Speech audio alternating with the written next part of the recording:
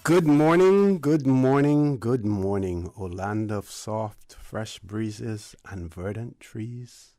So fair. Today is Monday, the 13th day of September 2021. I hope and I trust that everyone had a restful, peaceful, enjoyable weekend. While there may have been lots of anxiety within our communities, lots of news, either about COVID or about criminal activity as well. Those issues, when we take them and we put them aside, I think most of you will agree that the Cayman Islands are one of the best, or the best place in the world to be at this point in time, and that we all need to do our part to keep it the best, to keep it the safest for all who live here as well. So today, Monday the 13th, for those of you who are on the roads of the Cayman Islands, we urge you to please, please, please be extremely cautious. Ensure that you observe the rules of the road. While observing the rules of the road, exercise good common sense, good judgment, and show concern for all of those who share the roads with you, whether you're a pedestrian, a cyclist, or operating any type of motorized vehicle. Remember, the life you save may just be your own. For those of you who are celebrating a birthday today, we want to wish you a happy birthday. Or if you celebrated one over the past few days, a belated happy birthday as well. Those of you who unfortunately have lost loved ones, again, we want to express our sincere condolences to you. We hope and we trust that your faith will help to carry you through these extremely challenging times, and that the memories of your loved ones will be a blessing as well. Those of you who are ill, either at home or at a medical facility, we wish you a speedy recovery as well. So, folks, I want to thank you for allowing Radio Cayman, and by extension, For the Record, into your homes, into your vehicles as you traverse the busy roads of the Cayman Islands, into your places of work, wherever that may be. As you know, For the Record is a show produced by the staff and management of Radio Cayman, and it is geared towards keeping you abreast of issues as they arise and play out on the local, regional, and international scene. I am your host, Art Connor, and you're welcome to join me every Monday, Wednesday, and Friday from 7:30 a.m. until 10 a.m. During that period, our phone lines are open. Beautiful radio voice of Miss Susan Watson waiting to take your calls. You can call us on our toll-free number provided courtesy of Flow. That toll-free number, 1-800-534-8255. You can also call us on 949-8037 and the 949-6990.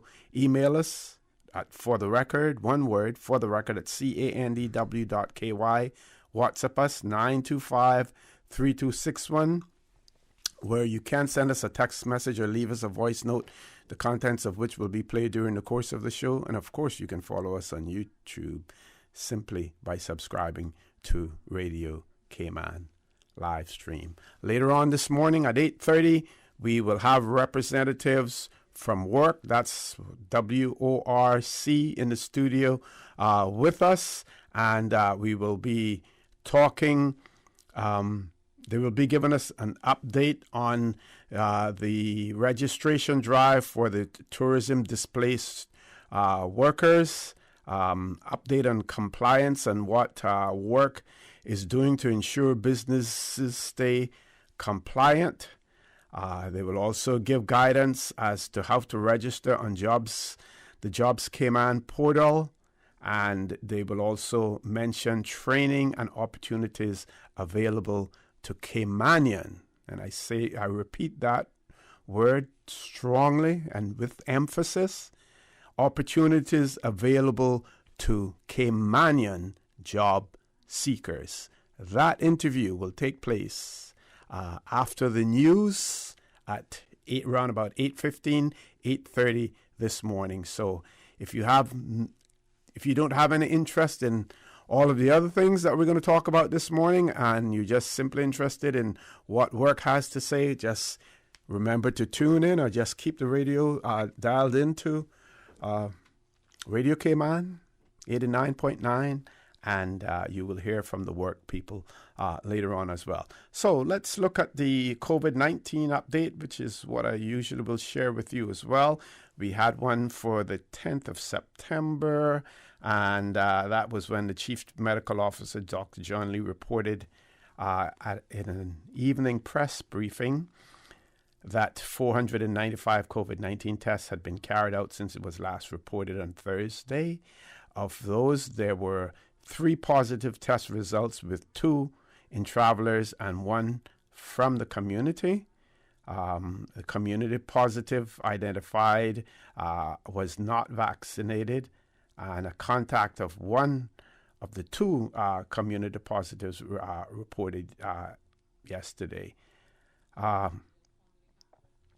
Okay, and there, thus far, that was at that time, and probably more since then, 49 contacts of the initial 2 positive individuals had been tested and found to be negative of the COVID-19. Additionally, the contacts identified from Thursday, the 29 are fully vaccinated and 2 are partially vaccinated. And then we have another release. 2 of the 3 COVID positives are Delta variant. That was released on Friday, the 10th of September at about 10:31 p.m. And it reads 2 of the 3 COVID positive are Delta variant. At a 3rd consecutive press conference on Friday, government leaders announced that 1 more positive COVID-19 community transmission case diagnosed overnight. This brought to the number of emerged local transmissions to 3. 3rd individual who overnight tested positive is related to the other 2 persons who both have now been confirmed as having the Delta variant. No one is exhibiting signs of the COVID-19, such as respiratory distress, including the 1 medically admitted patient. All 3 individuals are being monitored, and all known contacts are in isolation. Further contact tracing will continue. So far, no child has tested positive. Also, the Cayman Islands will be able to start a booster vaccination program shortly, details of which will be announced when clearer information on current supplies and delivery date is obtained. The prioritization of booster recipients will be determined by levels of vulnerability, immunocompromised conditions, and seniority of years. To assist the government with their deliberations on the 5-day quarantine and plan of action after 14th of October, a conference call has been arranged with 2 leading medical experts from Public Health England. Additionally, out of an abundance of caution, the Miss Cayman pageant scheduled for Saturday, that was postponed as well to a later date, which will be announced. And the release goes on to say, following a breach in protocol on Thursday evening, saw a traveler who tested positive for COVID-19 allowed to board a Cayman Airways flight. And we went over all of that before. They indicated that further investigations are underway and consequent prosecutions are possible for those involved. The passenger and her companion are now in quarantine in Grand Cayman. And we should expect a further press conference to be held earlier this week to provide updates on all relevant matters as well. And during that press conference, His Excellency the Governor, Mr. Martin Roper, were there, as well as the Minister for Health, Honorable Sabrina Turner, Minister for Tourism, Honorable Kenneth Bryan, Chief Medical Officer, Dr. John Lee, by Zoom. And he's quarantining after returning from the UK. Also answering questions during that press briefing was the CEO of Cayman Airways, Mr. Fabian Worms, Medical Officer for Health, Dr. Williams Rodriguez, as well. One concern that I had in relation to the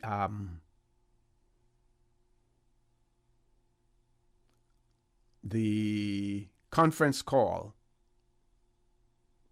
the plan, I'll read that again. To assist government with their deliberations on the 5-day quarantine and plan of action after the 14th of October, a conference call has been arranged with 2 leading medical experts from Public Health England.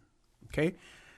I think during the press conference, it was indicated that while the Speaker of the House does not caucus with the PAC government, that he would be included in that conference call because he has representatives, he represents a constituency as well.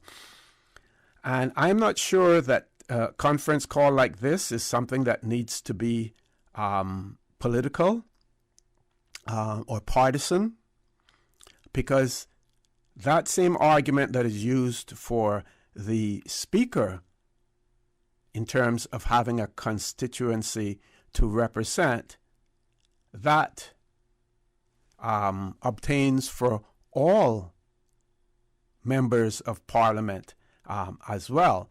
And while you may not want to discuss the PAC government's strategy, if the UK authorities are given guidance to us, that's a UK strategy that we are seeking to employ. And I believe, my view on that, my position is that every member of Parliament needs to be involved. Now, it is quite possible that the PAC government intends to brief other members of Parliament after that conference is held.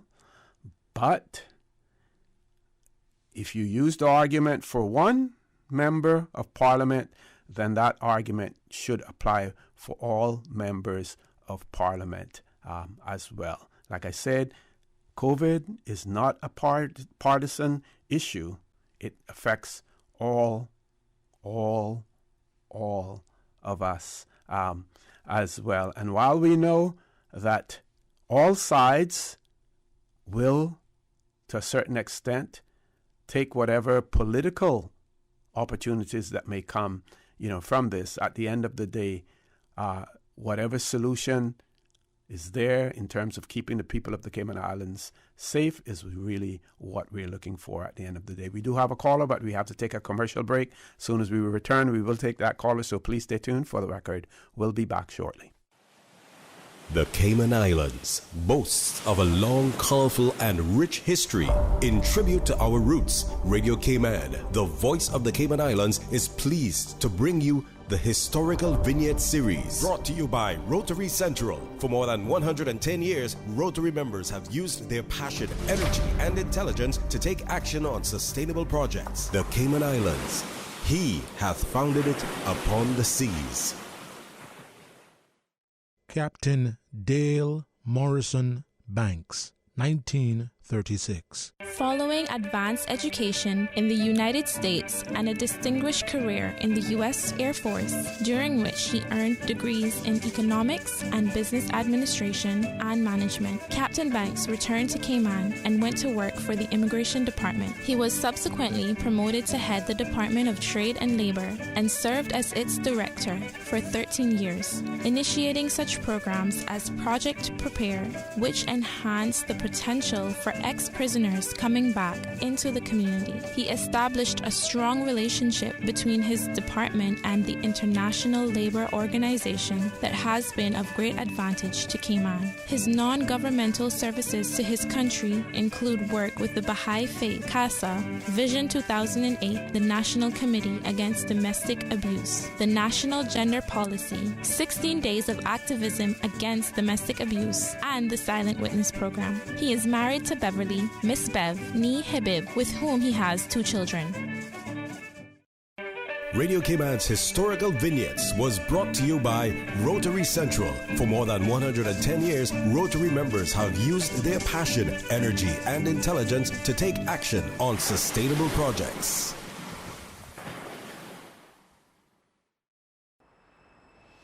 We are island people. We know that hurricane season means preparation now, ahead of time, being ready ahead of the fury of nature we cannot control. Preparation that can make the difference between life and death, injury and safety, the misery of loss, the regret of procrastination. Know this now. Hurricane safety begins with you. It's your responsibility and mine. Your medicine, your valuable documents, your water, your place of safety during the storm. Your preparation now will directly determine your outcome during and after the storm. Prepare now. A message from Rotary Central. We serve to change lives. Are you feeling sick, but don't feel ill enough to go to the doctor? Ask your pharmacist for advice. Here at West Bay Pharmacy, our pharmacists have been trained to offer helpful, easy-to-understand advice on the treatment of everyday minor ailments for yourself and all the family. Anything from headaches, cough and sore throat, to cold sores, our pharmacists will know when medical help is needed and will not hesitate to refer you to your doctor if your symptoms demand it. Like doctors, our pharmacists have a professional code, which means all personal information you give them will be treated in the strictest confidence. Visit us today at West Bay Pharmacy, where we care about your health. We think it's time you crossed over to a new vehicle. And with the 2021 Toyota Corolla Cross now at Vant Motors, you have plenty of reasons to make the switch. The crossover body and hybrid engine is a sleek design in a sturdy structure with a spacious interior that opens to extensive cargo space. Stuck in traffic? The high-performance self-charging hybrid system automatically switches between gas and electric vehicle mode, helping you lower both fuel costs and carbon emissions. The Corolla Cross has full LED lighting inside and out, an integrated display audio system with energy monitor, and a dual-zone climate control system to ensure comfort for all. Test drive the new 2021 Toyota Corolla Cross Hybrid today at Vant Motors, Walkers Road. Make your house into a home. Welcome to Brand Source Home Gallery, your source for premium products and a premium experience. We'll design and install your dream kitchen with crafted cabinets, complemented with elegant appliances. We'll fill it with quality houseware and cookware. Custom-designed closet and storage solutions organize and beautify any area. And with the finest bedding, you'll get a perfect night's sleep knowing Brand Source Home Gallery has everything you need to make your house a home. For medical lab services in Cayman, go straight to MedLab. For a full range of medical services, pleasant, clean and comfortable environment, no long lines and affordable fees, visit MedLab at the Smith Road Plaza. Open Monday to Friday, 8:30 a.m. to 5 p.m. and half day on Saturdays. Call 949-7331 to make your appointment. For medical lab services in Cayman, MedLab. Ask our professional team about the benefits of cutting-edge technology with MedLab's new state-of-the-art digital mammogram machine. Had a look at those investment options yet? Too busy. Look at today. Workout, breakfast, take the kids to school, back-to-back meetings, take Pepper to the vet, and she's apparently got allergies now, so... And that was all before 12. But you look relaxed. That's because my money's as busy as you. With RF, you can access the best in local and international investments to keep your money busy so you can spend more time focusing on you. Contact us at rfgroup.com to find out more. RF, money at work. System 1 loaded. 1-800-534-8255. What is on your mind when it comes to the government, independence, and the opposition? Issues that matter to you. 1-800-534-8255. Waiting to hear from you. For the Record. This is For the Record with Ort Connor. Good morning and welcome back to For the Record. We're going straight to the phone lines as promised. Caller, good morning. Welcome. Good morning, Wolfie. How are you? I'm fine. How are you?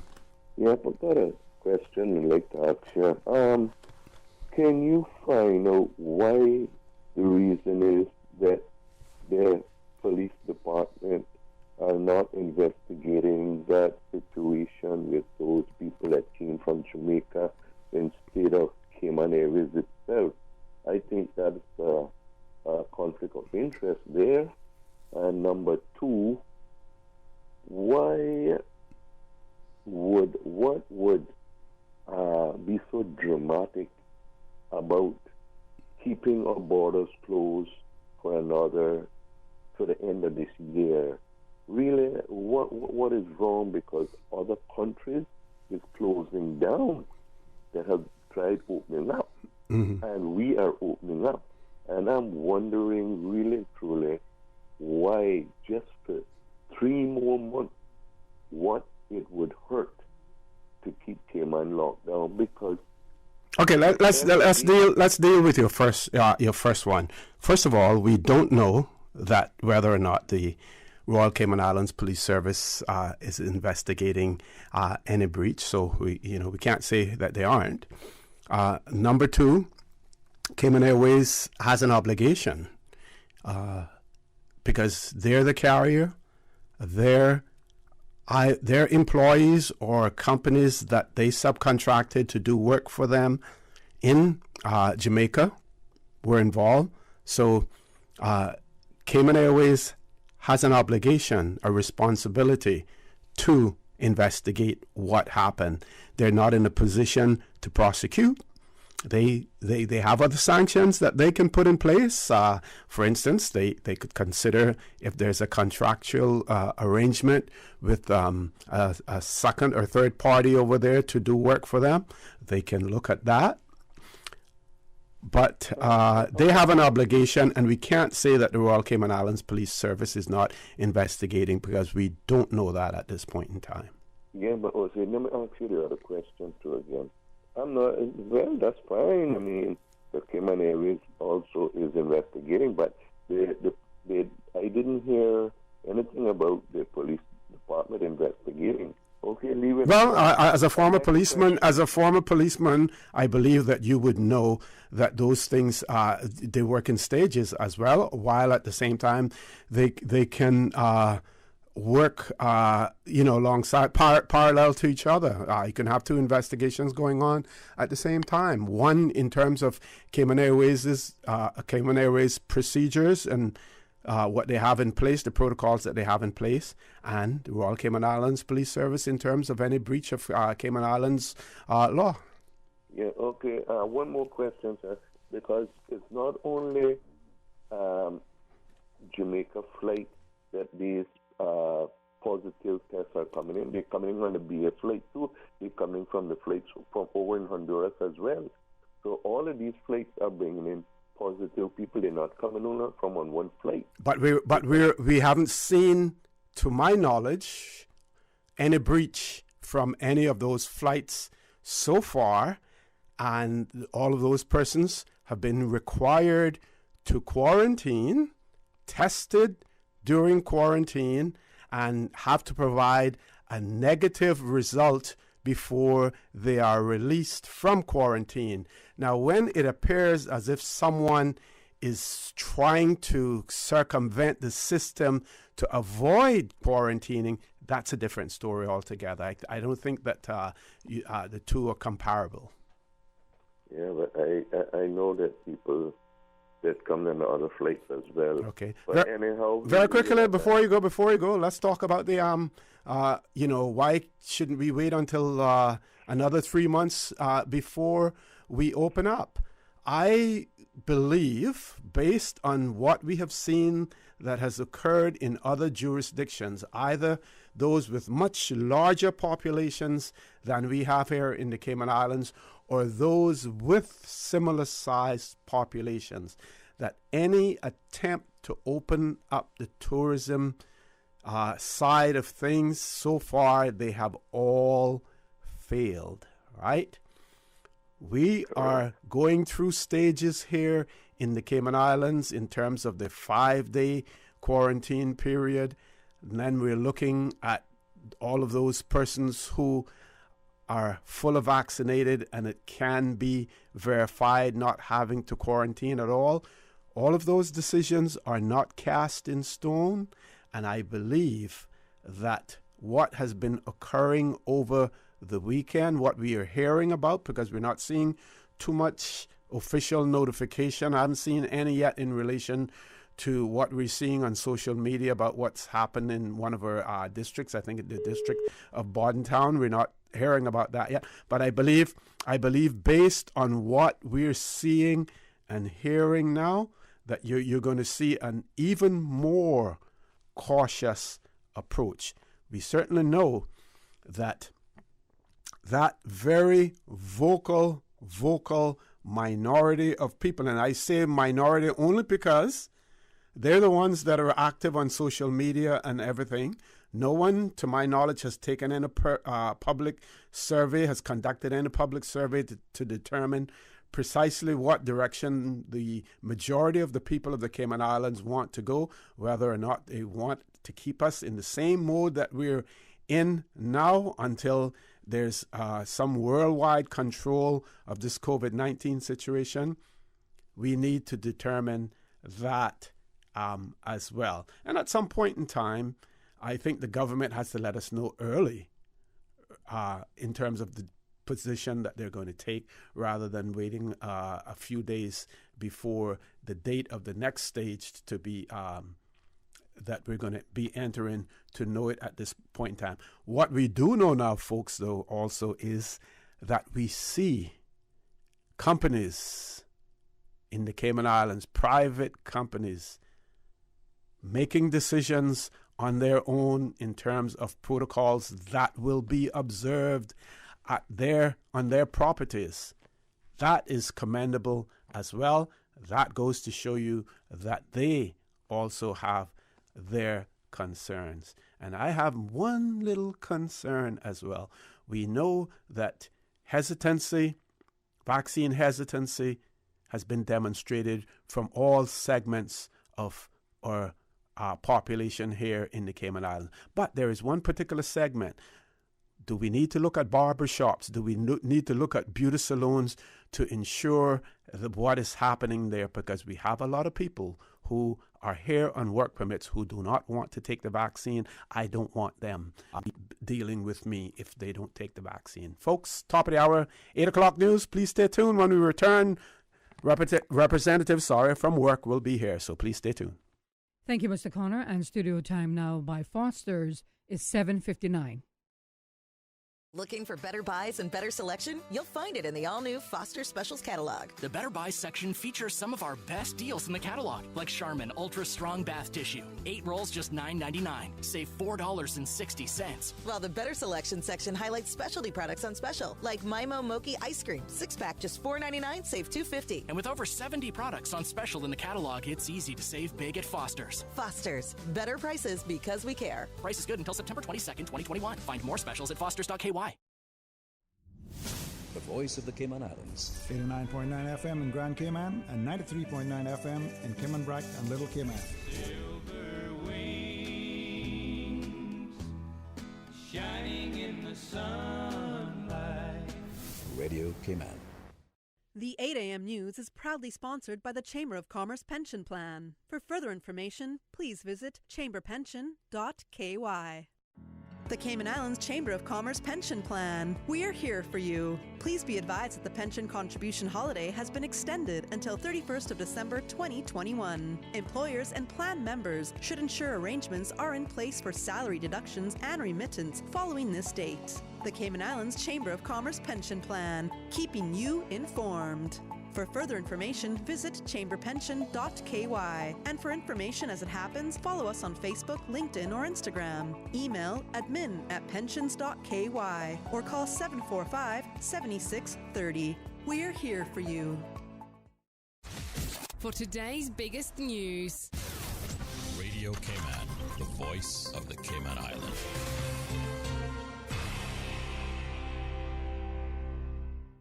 With your latest news, I'm Carsley Fuller. An update on the community-positive cases of COVID-19. The chief medical officer says the person admitted in the hospital is in stable condition with no signs of a respiratory illness. The 2 other community positives remain stable in isolation with no change in their health. One has mild symptoms of COVID-19 as before. Contact tracing has continued and a further 14 swabs have all returned negative results. On Saturday, government reported the results of 650 PCR tests. Of these, there are 14 positives in travelers. An additional 514 vaccinations were provided on Friday, and of those, 401 were first doses and 113 were second doses, completing the 2-dose course. Multiple suspected quarantine breaches are reported over the weekend, despite the recent spike in community-transmitted cases of COVID-19. Following 4 suspected breaches on Saturday and 3 on Sunday, Travel Cayman is reminding folks that contactless deliveries only are allowed where people are quarantining at home. The penalties for anyone who failed to follow this rule are up to 2 years in jail and a maximum $10,000 fine upon conviction. Deputy Governor, the Honorable France Manderson, says this will be strictly enforced. I wish to assure the public that every report of a suspected breach is investigated by Travel Cayman, Public Health, and the RCIPS. Mr. Manderson says despite all government warnings, a small percentage of travelers and members of the public are, quote, not taking the laws and regulations governing quarantine at residents seriously. I'm aware that 2 cases concerning a breach of quarantine at residence will be in court next week. It may be that further cases involving quarantine breaches may come before the court in short order. It would be unfortunate if criminal prosecution is required for travelers and the wider public to take these matters seriously and abide by the quarantine restrictions in place. Public Health has conducted investigations of this weekend's suspected breaches and can confirm that at this point there is no cause for public concern. In other news, 2 men are recovering after a shooting and a stabbing, 2 separate incidents over the weekend. Friday night around 11 p.m., police were called to a report of a shooting at Reverend Blackman Road in West Bay. Once there, they discovered that a 23-year-old had been shot in the pelvic area. At the last check, he was said to be in stable condition at the hospital. Shortly after 12:30 a.m. Sunday, officers were sent to an assault at the Strand on West Bay Road, where a 25-year-old South Sound man had been stabbed multiple times. He is in serious but stable condition and remains under observation. And a bird strike delays the flight from Cayman Brac to Georgetown Sunday evening. Shortly after takeoff, around 5:30 p.m., a bird slammed into the windshield of the Cayman Airways flight. And despite no obvious signs of damage, the captain opted to return to the Charles Kirkconnell International Airport to make sure the plane was totally safe. All passengers remained on board while the Maintenance and Engineering Department inspected the aircraft before giving it the green light. The plane took off at 7:36 and landed safely on Grand Cayman at 8:05. Now with a check of international news, here's the BBC, which will take us out of the newscast. I'm Carsley Fuller from Radio Cayman's newsroom. BBC News, I'm John Shea. The UN High Commissioner for Refugees has arrived in Kabul to assess Afghanistan's humanitarian crisis. Filippo Grandi said he would assess the plight of 3.5 million Afghans who've been displaced. It's been announced that the Israeli Prime Minister Naftali Bennett will have talks today in Egypt with President Abdel Fattah al-Sisi. It'll be the first such official trip to the country by Israel's head of government for a decade. Officials in Nigeria's Kogi state say 240 prisoners have escaped after gunmen attacked a facility late on Sunday. Nigeria's prison service said a large number of heavily armed attackers fought a fierce gun battle with prison guards. In South Africa, 6 people have appeared in a Johannesburg court accused of killing a whistleblower who'd helped expose a multi-million-dollar corruption scandal. Babita Deokaran was shot several times outside her home. Dozens of disgruntled Chinese investors have taken part in a protest at the headquarters of a giant real estate company that's struggling with massive debts.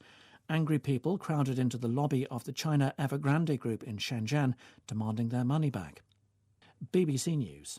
The 8 a.m. News is proudly sponsored by the Chamber of Commerce Pension Plan. For further information, please visit chamberpension.ky. The Cayman Islands Chamber of Commerce Pension Plan. We're here for you. Are you aware of the performance of your pension plan? The Cayman Islands Chamber of Commerce Pension Plan provides quarterly fund fact sheets for our members to stay informed with the plan's performance. For the year ended 30th of April 2021, the various life cycle funds have provided returns between 10.5% and 43.2%. And our all-in expense ratio for year ended 30th of June 2020 is currently the lowest it's ever been. 0.72%. Visit chamberpension.ky to review our fund fact sheets. You can see the performance as far back as 10 years. Remember that pensions are a longer-term investment strategy. Focus on the long term rather than the short-term returns. The Cayman Islands Chamber of Commerce Pension Plan continues to perform for you. Stay in touch with Radio Cayman for the latest in news and information. Follow Radio Cayman on social media, Facebook, Instagram, Twitter. Download the Radio Cayman app or log on to our website, www.radiocayman.gov.ky. Radio Cayman, your voice, your choice, your radio. To those affected by a hurricane, the damage is far greater than the eye can see. It's the helplessness and uncertainty you feel when you have no electricity or running water. It's the pain of experiencing damage to your home. But there are people right here that can help. We're CG Britke. We're your neighbors. We live here and work here too. We're always ready to answer calls and to process your claims as quickly as possible. So when a storm turns your life upside down, we're here to turn it around. CG Britke. Good like that. We are island people. We know that hurricane season means preparation now, ahead of time, being ready ahead of the fury of nature we cannot control. Preparation that can make the difference between life and death, injury and safety, the misery of loss, the regret of procrastination. Know this now. Hurricane safety begins with you. It's your responsibility and mine. Your medicine, your valuable documents, your water, your place of safety during the storm, your preparation now will directly determine your outcome during and after the storm. Prepare now. A message from Rotary Central. We serve to change lives.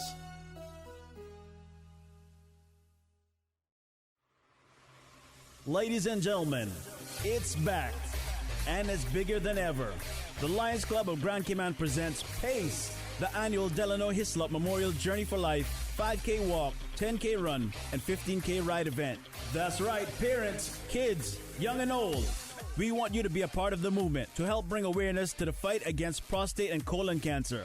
Starting at the Lions Community Center on Sunday, September 19th. Registration fee is only $25 and includes a free shirt and gift bag. The more people that sign up and register, the bigger the fight against prostate and colon cancer. Sunday, September 19th at the Lions Center. Get ready to pace yourself as the Lions Club of Grand Cayman presents the annual Delano Hislop Memorial Journey for Life 5K walk, 10K run, and 15K ride event. For additional information, please feel free to contact 938-1711 or 526-1711. Sign up today on CaymanActive.com. For additional information, please email pace@cnw.ky. The Delano Hislop Memorial Journey for Life is proudly sponsored by Dart Enterprise, Cayman Seafarers, Maples Group, Bodden Holdings, CUC, Water Authority, and Entech. The 8:10 a.m. weather report, Monday through Friday, is proudly sponsored by Pan American International Insurance Corporation. Pan American International Insurance Corporation, meeting the life, accident, and health insurance needs of individuals and businesses to ensure financial security and peace of mind. For more information, call 949-8304 or visit www.palig.com. That's PALIG.com. For over 100 years, more than 5.8 million people across the Americas and the Caribbean have placed their trust in Pan American Life Insurance Group. We have delivered on our promise and have proven that we are more than an insurance company. We are family. To learn more about our first-in-class individual and group life, disability and accident solutions, please visit Pan American International Insurance Corporation at Unit 221, Cannon Place East, North Sound Road, Grand Cayman, or contact us at 949-8304 and visit us online at www.palig.com. Pan American Life, people you can trust for life. Pleasant good morning. Let's take a look at the very latest weather report. Current temperature is 84 degrees. Relative humidity is 79%. The barometric pressure, 30.01 inches and falling. The wind is out of the east-southeast at 3 knots. Overnight low temperature was 80 degrees. Synopsis indicate isolated showers along with light easterly winds and slight seas will continue across the Cayman area for the next 24 hours. Due to a weak pressure gradient across the Caribbean. Radar images show isolated showers in and around the Cayman area moving towards the west. The National Hurricane Center is issuing advisories on Tropical Storm Nicholas. For more information on this system, you can visit www.nhc.noaa.gov. This system poses no threat to the Cayman Islands. Now, the forecast for today calling for partly cloudy skies with a 30% chance of showers and possible thunder. Temperatures will be in the upper 80s. Winds will be east to southeast at 5 to 10 knots, and seas will be slight with wave heights of 1 to 3 feet. Pretty much the same for tonight, partly cloudy skies with a 30% chance of late night showers, and temperatures will dip to the mid-70s tonight. Winds will be east at 5 to 10 knots, and seas will be slight with wave heights of 1 to 3 feet. Low tide will be this morning at 8:56, high tide this afternoon at 4:34, and a low tide again tonight at 10:45. The sun will set this evening at 6:28 and will rise tomorrow morning at 6:13. And the outlook is calling for an increase in cloudiness and showers from tomorrow morning as a tropical wave moves over the Cayman area.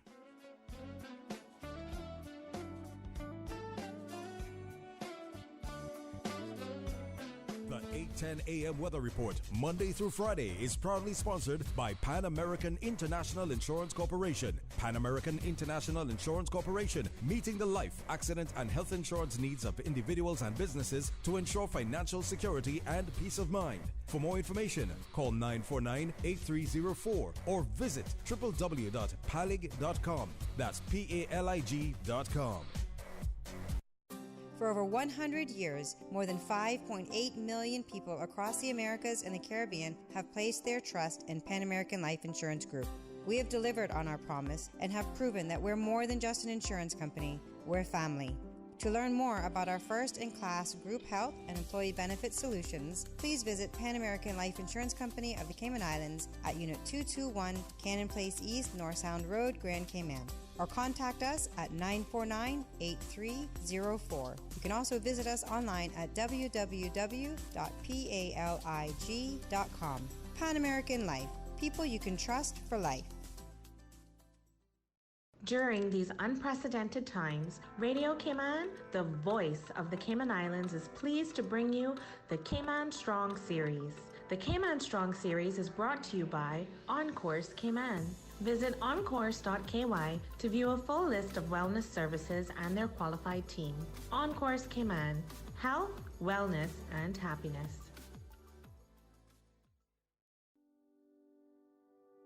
Back to school can be a stressful time for families. Parents are trying to regain weekly schedules and structure. Meanwhile, children may struggle with anxiety about moving up a year, seeing their peers, or worse, encountering unfavorable bullying situations. Don't wait until the last minute to prepare for school. Quick tip, throwing a small back-to-school party for your child and their friends is a great way to ease back into the social element of school and can greatly reduce the first week anxiety. If you want to do it inexpensively, have a small party at your house with a handful of kids and a few snacks. Change your thinking and change your life. Radio Cayman's Cayman Strong Series was brought to you by OnCourse Cayman. Visit oncourse.ky to view a full list of wellness services and their qualified team. OnCourse Cayman, health, wellness, and happiness. These days, feelings of loneliness, anxiety, stress, and depression can be overwhelming. Just know you are not alone. OnCourse Cayman offers private mental health services for children, teens, adults, and groups. Visit oncourse.ky to view a full list of wellness services and their qualified team. OnCourse Cayman. Health, wellness, and happiness.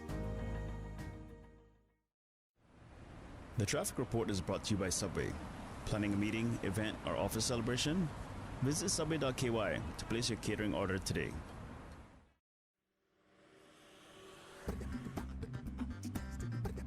Good morning once again. Let's take a look at how your traffic is shaping up this morning. On the Linford Pearson Highway, traffic is busy, also coming off of Agnes Way, and steady traffic off of Bobby Thompson Way. On the Esterly Tibbetts Highway, traffic heading to the Butterfield Roundabout is busy, and moderate flow of traffic for the Butterfield Roundabout heading on the Esterly Tibbetts Highway. Godfrey Nixon Way and Eastern Avenue flowing moderately. On the West Bay Road in front of the Ritz, traffic is moving along moderately in both directions.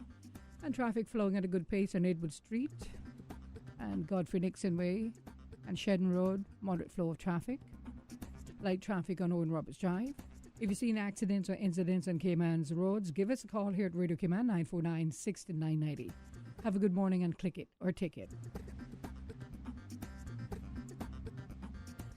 Bro, do you really have to eat 2 sandwiches for lunch? No, but one is for dinner. On Tuesdays at Subway, you can get the 2 subs for any size, plus a fountain drink for the price of 1. Nah, Bobo, that sounds too good to be true. For real though, 2 subs for the price of 1 and a drink? Each and every Tuesday now until September 28th. Buy any Subway sandwich in any size and a 32-ounce fountain drink and get an equal or lesser value sub for free. For every 2 for Tuesday purchase, be entered to win one of 3 LG 50-inch 4K smart TVs, a Grill Pro, or one of 2 retro bikes, plus many more prizes. Subway's 2 for Tuesdays is in partnership with Pepsi and Progressive Distributors. Prize drawing is September 30th. Terms and conditions apply. See in store for details. The traffic report is brought to you by Subway. Planning a meeting, event, or office celebration? Visit subway.ky to place your catering order today. So, do you have your tickets? What tickets? Your tickets for UCCI's first ever alumni homecoming. They're on sale now. Hey, I don't want to miss that. When is it? October 28th. There'll be a dinner gala, silent auction, live entertainment, and more. It's a chance to reconnect with UCCI, past classmates, and those instructors that helped change your life. Where do I get my tickets? At EventPro.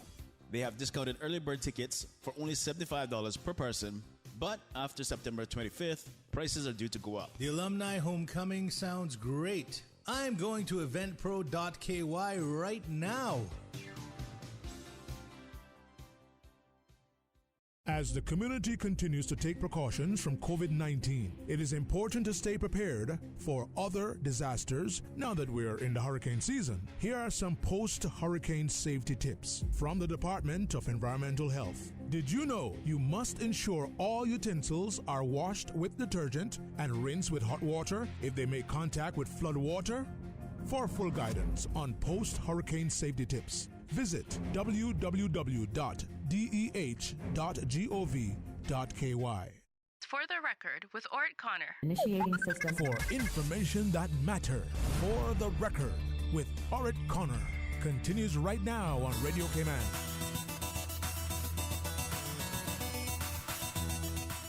Good morning and welcome back to For the Record. At 8:30, we're going to be talking about the work program and the training and everything. Meanwhile, until then, there's something that I want to share with you from the Jamaica Gleaner. And I think to a certain extent, it may have some application to the Cayman Islands because of the strong influence as well as the many churches that we have here in the Cayman Islands. So this article,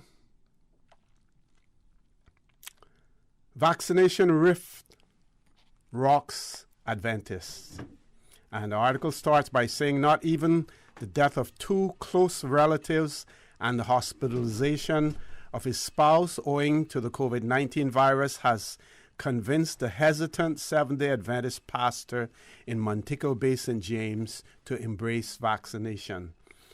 The revelation comes as conspiracy theories and anti-vaxxers' sympathies are reportedly making inroads within the most populous denomination in Jamaica, chipping away at confidence in the national vaccine drive.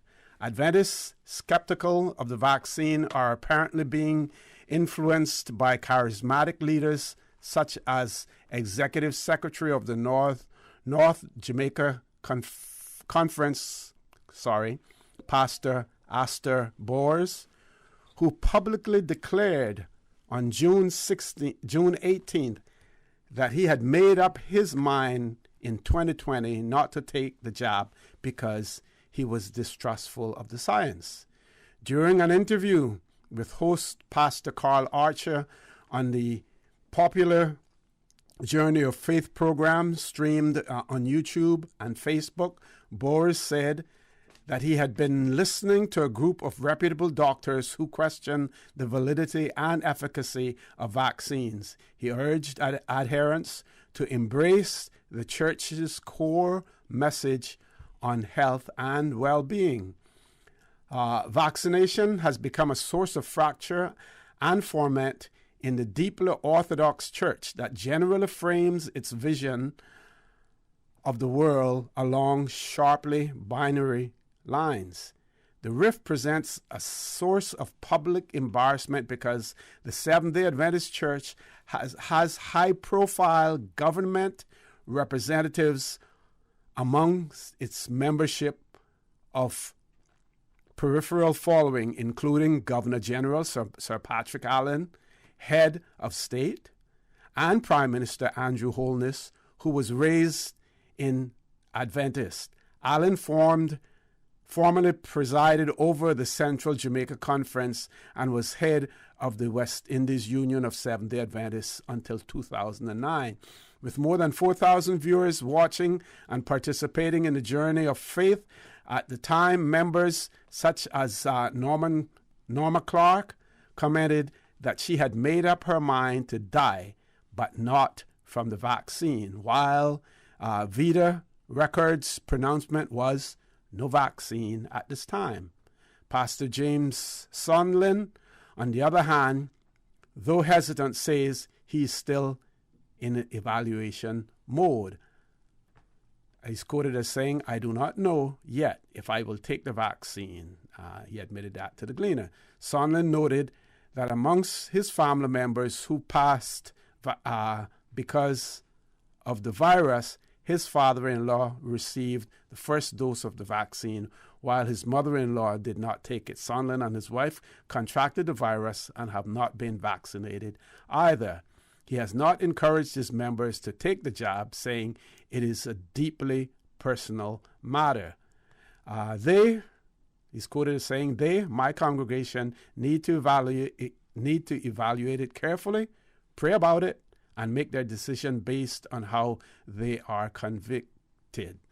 I don't believe in telling people they should or should not. They must make their own decisions on a matter, he stressed. Pastor Everett Brown, head of the Jamaica Union Conference, said that the church believes in the efficacy of vaccine and encourages compliance amongst its members, but does not back mandatory take-up. He said further that opponents of the vaccination would not be censured by the denomination.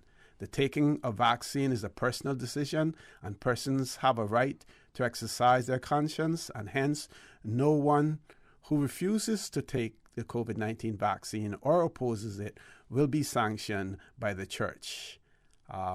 So again, it goes to show you situations that we have even amongst religious groups. There is there's not unity in terms of whether or not persons should take the vaccine. What seems to be the common theme there is that people need to make decisions for themselves, and I think that has been the case. The same argument that we use here in the Cayman Islands. You make the final decision yourself, but we also try to provide you with the credible, reliable evidence as to why the vaccine should be taken. And of course, it is commendable that we have seen over the weekend, especially on Friday, the high number of uptakes for the vaccine here in the Cayman Islands. We're going to take an early commercial break. When we return, discussion with Chief Officer Mr. Wesley Howell, the Acting Director of Work, Ms. Watler, and Head of Compliance, Deputy Director. Deputy Director, Head of Compliance, Mr. Jeremy Scott, will take place. Don't change that dial. Please stay tuned. We're talking about job training for Caymanians. Please stay tuned. For the record, we'll be back shortly. What's that? No sugar, same amazing taste? Coca-Cola Zero Sugar is here to stay.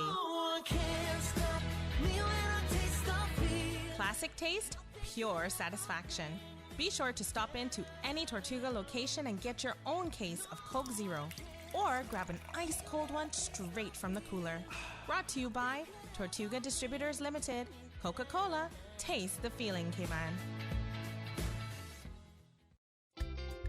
For medical lab services in Cayman, go straight to MedLab. For a full range of medical services, pleasant, clean and comfortable environment, no long lines and affordable fees, visit MedLab at the Smith Road Plaza. Open Monday to Friday, 8:30 a.m. to 5 p.m. and half day on Saturdays. Call 949-7331 to make your appointment. For medical lab services in Cayman, MedLab. Ask our professional team about the benefits of cutting-edge technology with MedLab's new state-of-the-art digital mammogram machine.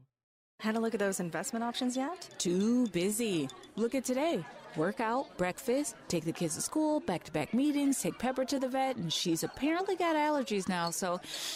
And that was all before 12. But you look relaxed. That's because my money's as busy as you. With RF, you can access the best in local and international investments to keep your money busy, so you can spend more time focusing on you. Contact us at rfgroup.com to find out more. RF, money at work. Before, during, and after a storm, the Water Authority will use all available media channels, including social media, to advise the public of when the water supply is connected and safe to use. For more useful hurricane preparedness tips, visit the Water Authority's website at www.waterauthority.ky or follow us on social media. Radio Cayman News. The SPAC government will do whatever is needed. These community positives are doing well. A traveler who tested positive for COVID-19 managed to board a Cayman Airways. 2 of those children were removed from class and now quarantined as a precaution. This incident was a clear test of our school's preparedness. Radio Cayman. Your voice, your choice for today's biggest news. System 1 loaded. 1-800-534-8255. What is on your mind when it comes to the government, independence, and the opposition? Issues that matter to you. 1-800-534-8255. Waiting to hear from you. For the Record. This is For the Record with Ort Connor. Good morning and welcome back to For the Record. As promised, we have in the studio with us this morning Mr. Wesley Howell, Chief Officer. We also have the Acting Director of Work, Ms. Laura Watler, and Mr. Jeremy Scott, the Deputy Director of Work in charge of compliance. Mr. Howell, I'm going to throw the mic over to you. I'm only here to start up trouble. Good morning, Mr. Connor. Thank you for having us. Thank you for your listeners for tuning in as well. I'm pleased this morning to have with me my colleagues from work. Just like to start with sort of the 50,000-foot view. Work as it is now is really pushing for Caymanians to get registered with their jobs portal. A few years ago, the law was changed so that all job advertisements now go through the Jobs Cayman portal. That allows our decision makers who are considering work permits to see all Caymanians that apply, and then they can make an informed decision as to what Caymanians they are available and ensure that Caymanians have the first opportunity for those positions. In addition to that, the training aspect of work, and it's one that we've been recruiting for heavily in the last year or so, has been delivering training courses that are designed to upscale and rescale Caymanians to make them more able to compete for jobs in this. In some cases, as with the tourism displaced workers, it could be in a completely different industry. If they have the aptitude and the willingness, that opportunity is there for them to take up. So our push today is to ensure that Caymanians register, that they make themselves known, so we know their skill sets and their interests, and then we can best give them the opportunities to take advantage of those jobs that are available. So my colleagues will speak about that, and Mr. Scott is here to speak about our compliance efforts. And I know his stuff is working because I do get complaints from folks saying, you know, the stirring up of their businesses in relation to examining their need for work permits to ensure that persons are working where they're supposed to be working in relation to what they've applied for, and ensuring that Caymanians, again, have the first opportunity to do so, including work permits of convenience and other things like that. So I'll leave that to him. I won't steal his thunder, but really happy to work with these colleagues and the rest of the colleagues at work who are on the front lines, you know, both on the health perspective, but also in relation to putting our Caymanians back to work and ensuring that local businesses have the resources that they need to be successful. Excellent. Swartler? Hi, good morning, and thanks for having us on again.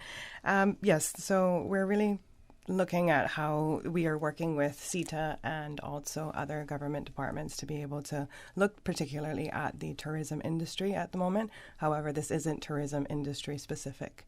So we're looking at this to be able to launch the wider perspective for any industry, because as Chief Officer Howell mentioned, that there is that legal requirement, and so we can see them, the Caymanians that are qualified to be able to go for these positions and ensure they are not only visible to us, the decision makers, but they're also being able to afford those opportunities to get the long-term careers that are there and available.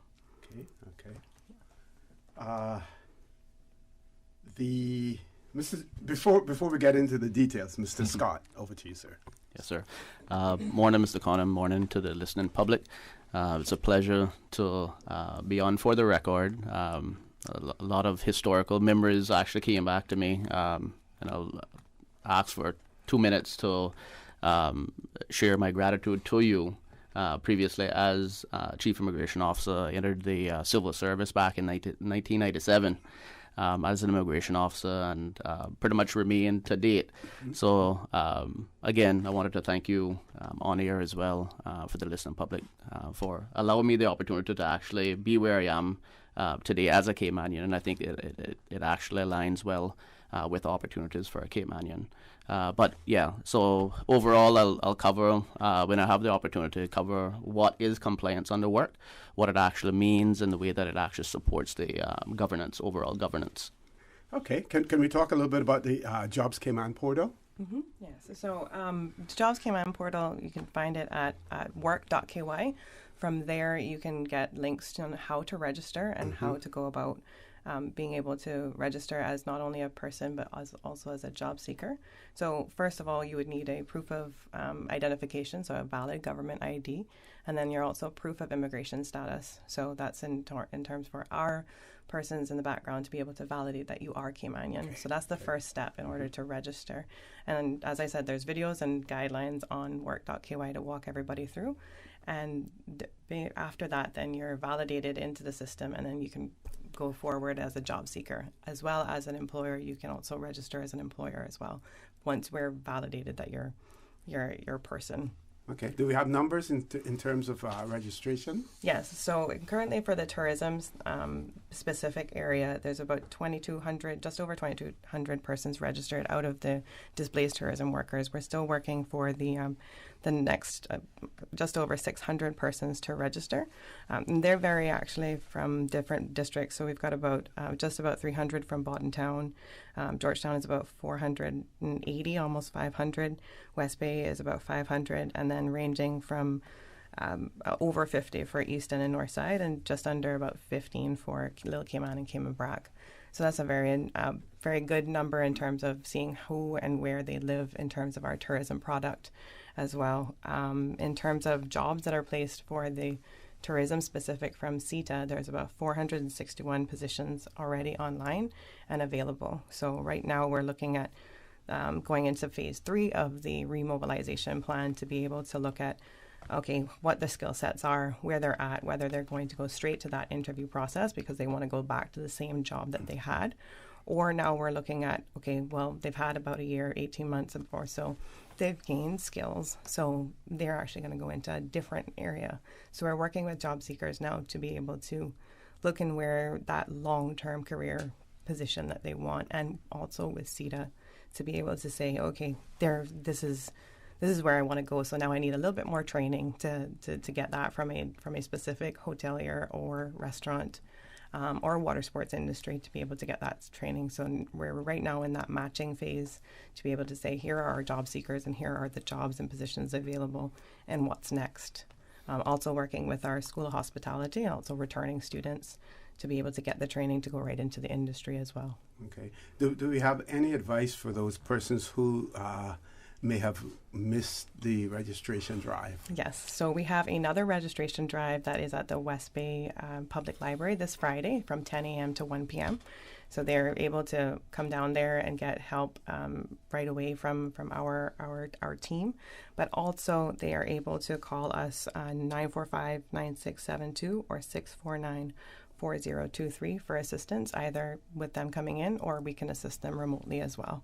So we're not going to leave anybody behind, and this is also for anybody that's not in the tourism industry as well. We want to stress that this is for the wider Caymanian public as well. You can come in or you can give us a call and we can set up those times to assist you.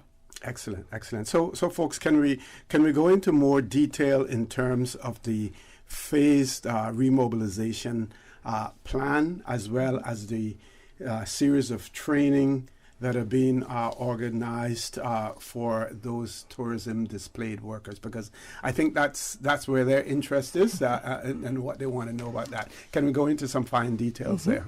Yes. So so far to date, of those invited to, we had 2 one-on-one sessions at the Westin last week.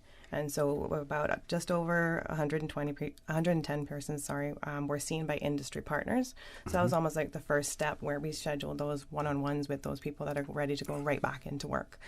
So 28 indicated that they were already currently working, so they were okay for right now. So we didn't work with them, but we've worked with those, and they're moving on to now the next phase of their training and or onboarding with those specific properties.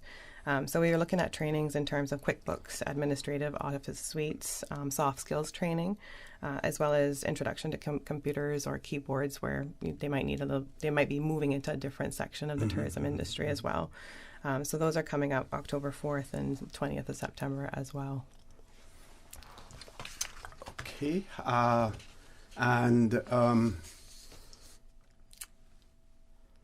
Can we talk about the portal, Jobs Cayman portal, how it works?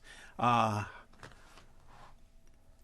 is it? Are those persons that really need to register, as well as how can they go about registering, and the number of jobs posted on the portal, as well as the categories? I know I'm asking a lot at the same time, but it'll all come into focus. So right now, as when you sign up for work, as I said, you register as a person, we validate you, you register then as a job seeker. What you're going to find is you're going to be able to search for the jobs that you're looking for, whether it's a particular industry or occupation. Specifically for the tourism industry jobs, we're working with you. However, if you wanted to go ahead and look yourself, they're going to be identified by a 4-digit code or 4-letter code first, TSJB, so tourism job, and then the job title. So you know as well from the outside, you're looking and saying, okay, that's a tourism job specifically. We wanted to know and identify that quite quickly, both for our data collection as well as for a job seeker to be able to say, okay, that's a job that I could apply for. Once then you look at the job and then you can apply, and all the information is already there. So you click with your interest, and then the company on the other side can see your resume, can see your details, and then schedule you for an interview. So that's for any job that's out there. So in terms of a grander schemes, though, there's 461 on the tourism side so far. I know CETA's working diligently to get their next phase of jobs up as well. So those will be coming on board in the next couple of weeks.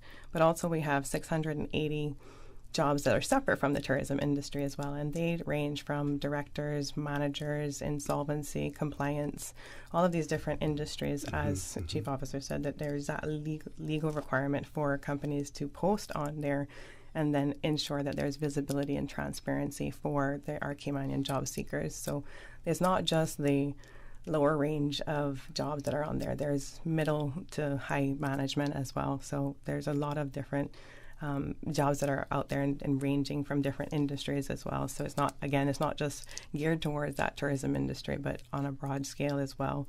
And in terms of some other training that would be for the tourism specific, I know that we're working with industry partners as well. So that's what we also do in terms of, and in addition to our in-house programs that we offer. So those are going to be with DOT as well, our colleagues over there at Department of Tourism.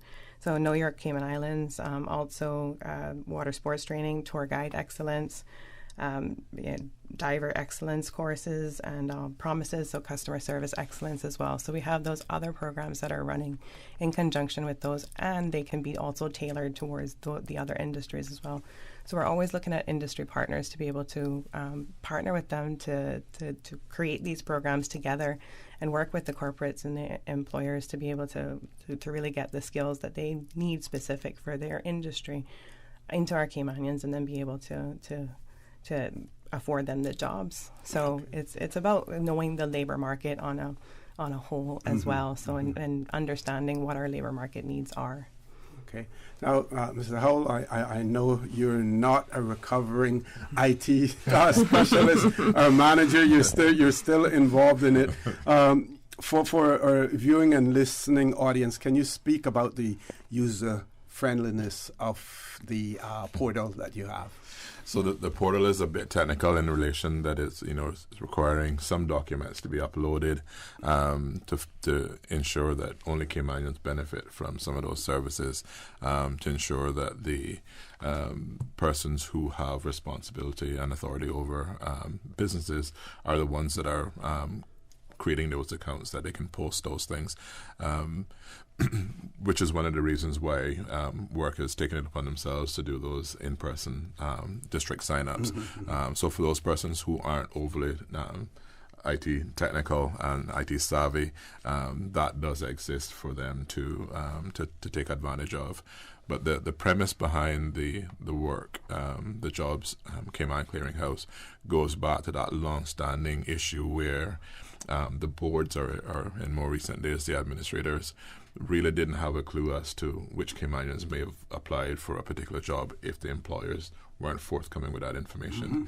So I remember having the days when a person would blind copy their applications to myself in the ministry or the chief immigration officer at the time, or even the secretary of the boards, so that they could have an idea that, I have applied for this, so if I don't show up on the listing as a Caymanian that applied, then you can take the necessary steps. So having danced around that with those unscrupulous employers that did that for quite a while, the Jobs Cayman portal came to fruition through that attempt to shut down that aspect of it. So at least decision makers know about Caymanians that are available.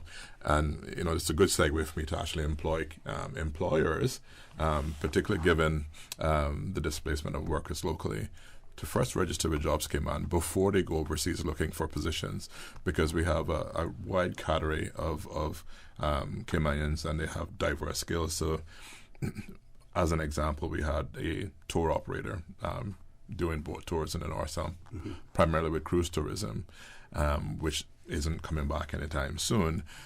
One of those individuals, quite senior too, reskilled and is working for one of our major hotels in their electrical and engineering department, because they had skills that were immediately transferable to that with a bit of extra upskilling.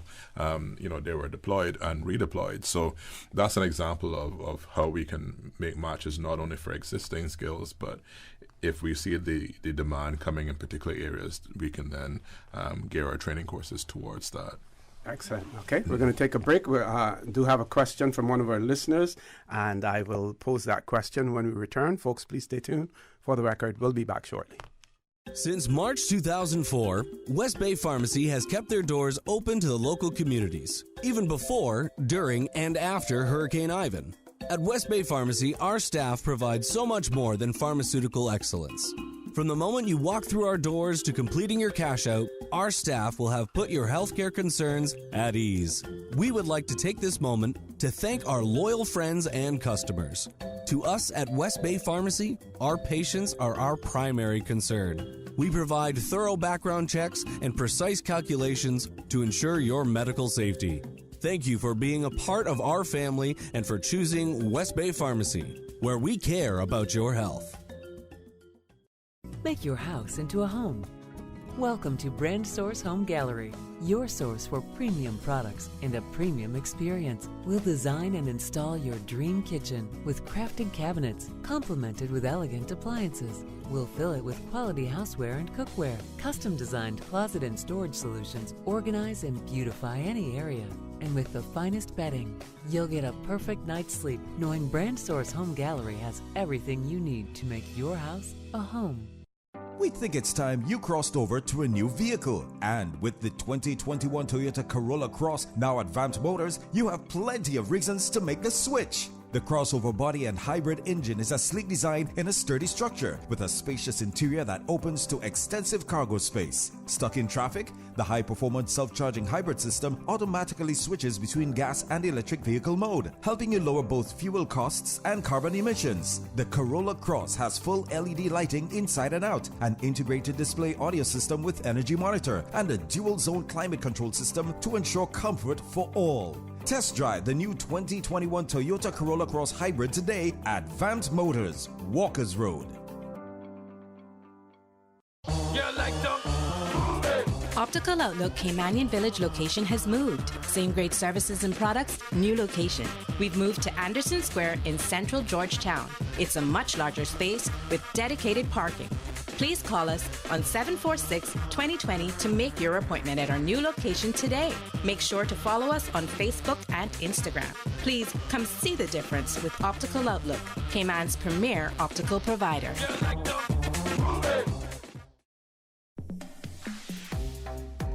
Let positive achievement, talent, and hard work be seen and acknowledged. The Proud of the Nominations period for round 13 of the awards program is now open until September 30th. This Youth Service Unit initiative, in partnership with the Ministry of Youth, Sports, Culture, and Heritage, is a platform to showcase 15 young people ages 10 to 25 years in the categories of academics, careers, business, sports, culture, and community service. For more information and the nomination form, email info.ysu@gov.ky. Nominate a deserving person today. Acknowledge them because we are proud of them.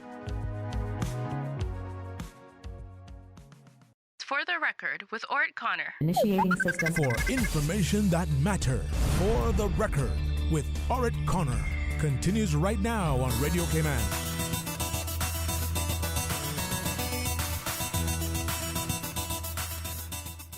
Good morning, and welcome back to For the Record. It is my pleasure to have in the studio with me this morning Chief Officer Mr. Wesley Howell, the Acting Director of Work, Ms. Laura Watler, and the Deputy Director of Work responsible for compliance, Mr. Jeremy Scott. We have a question from one of our listeners, and they wanted you to confirm whether a person can see the jobs available without formally signing up, and if not, what is the logic of that decision to have prevent them from seeing jobs without signing up? So I'll take first stab at this.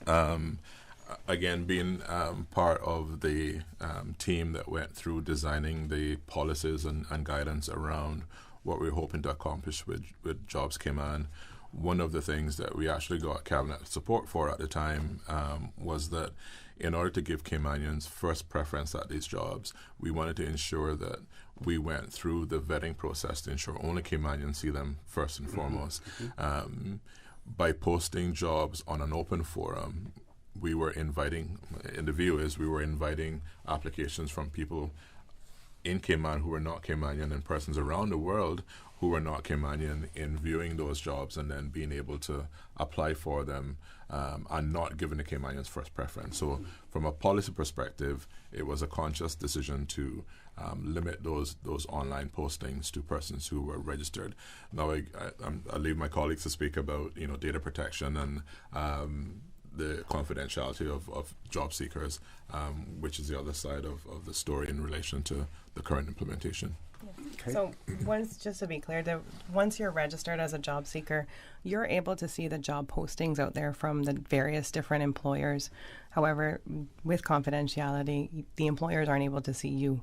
So it's much like the older days when you looked at the Cayman Compass. Nobody knew that you were looking at the Cayman Compass.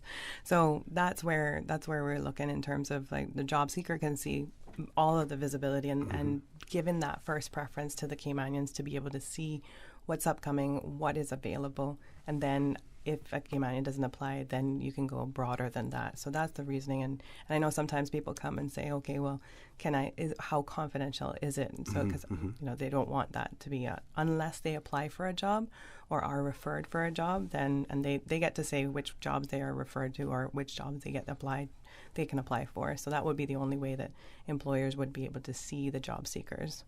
Okay, Mr. Scott, anything you want to add to that? Not too much other than what has been said. Again, urging persons to actually utilize the portal. It does provide the advantages for persons who are either interested. I mean, it is a central depository, so it gives a very broad scope on available jobs. And as my colleague mentioned and the chief mentioned, it in essence provides the one-up advantage of actually seeing jobs first, mandatorily provided for in legislation, and provides the first-hand snapshot as to what is out there. Okay, while you have the mic, let's talk about compliance. And I know, you mentioned my time in immigration, and I still hear people talk about see, when you were there, we used to see guys on the street all the time, or on Eastern Avenue, all over the place. Enforcement and compliance is taking a different turn altogether. While they may have seen us, out there and we were visible, there were those who were asking, well, you were out there after the little guy who's seeking what they used to call a roast those days, right? And what are you doing about those corporations out there that are hiring people and they're applying for one position, promoting internally, not advising the department that they have promoted a work permit holder, giving them a raise in salary, all of those things that should have been noted because they in turn may have been denying a Caymanian the opportunity for those positions as well. But compliance is a completely different face now. We're going to have about 7 minutes before we go to our headline news. So tell us about compliance. Sure. And I appreciate the background provided historically as well. And we do know that we do take on some concerns that the visibility of compliance or enforcement officers are not always prevalent. But in its current structure and organizational, we're split into 3 units, if I could start from that position. Yes. So the first unit deals with the receipt of complaints and reports, generally across the board, whether it be perceived offenses or alleged offenses, or whether or not it's service-related concerns and grievances. We also have the enforcement unit. So the enforcement unit is, in fact, the pool of officers who actually carry out the investigations generally. And then we also have a third arm, which was strategically implemented to provide or utilize the information which is actually coming in through the complaints and actually the findings of investigations to actually lead us into more of an intelligence-led operation. So the volume of inquiries and actions that we're actually taking is quite robust. And where we are right now, we're actually finding that we're trending currently at close to 300 cases that are actually being reported, and that's just offences. That has nothing to do with the administrative side of things. And also for fines, and specifically, we're looking at about 6% of those cases where we're actually over $250,000 in revenue. Even from last year, we collected just over $250,000 as well. So we're actually doing really well. Where we're actually finding is actually covering not only construction and the lower, I guess, one of the entry levels. But we're also finding right now we're focused on a broad cross section. We have construction, hotels, personal employers, heavy equipment operators, entertainment industry. We have disc jockeys as well, salons, you name it. That really is that contributes to the overall fines and prosecutions. Okay. Now, while a lot of that is intelligence led, how can someone go about either filing a report or even making a complaint on a business for transgressions that they may commit? So we're highly reliant on the public in relation to and very responsive. Obviously, we can't be everywhere and anywhere all at the same time. So to actually file the reports, we have an actual group email that's actually set up, which is workcomplaints@gov.ky, and that's WORC complaints@gov.ky. On our website as well, which is worc.ky, we actually have on the main page a complaints page, and how to register a complaint is right there. And on the web page itself, we've actually created an online form that you can actually complete. You can either remain anonymous or you can actually identify yourself and provide to us as much detail as possible in perceived breaches or offences that are actually occurring out there. Okay. And do you have current cases that are being investigated? Don't expect you to name them here, but do we have them? Yeah, so currently we have a number of 90-plus active cases. And as mentioned, they're quite diverse, but predominantly, again, they're employment and working violations. That could range from employers not having the relevant authority or having the relevant authority for work permit holders, and they're actually in breach of that.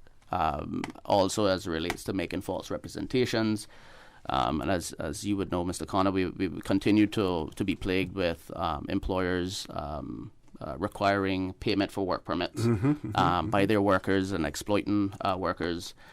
So we want to definitely send out a message out there that persons and, well, especially persons and employers are actually being fined in relation to this and actually can be taken to court in addressing the offense.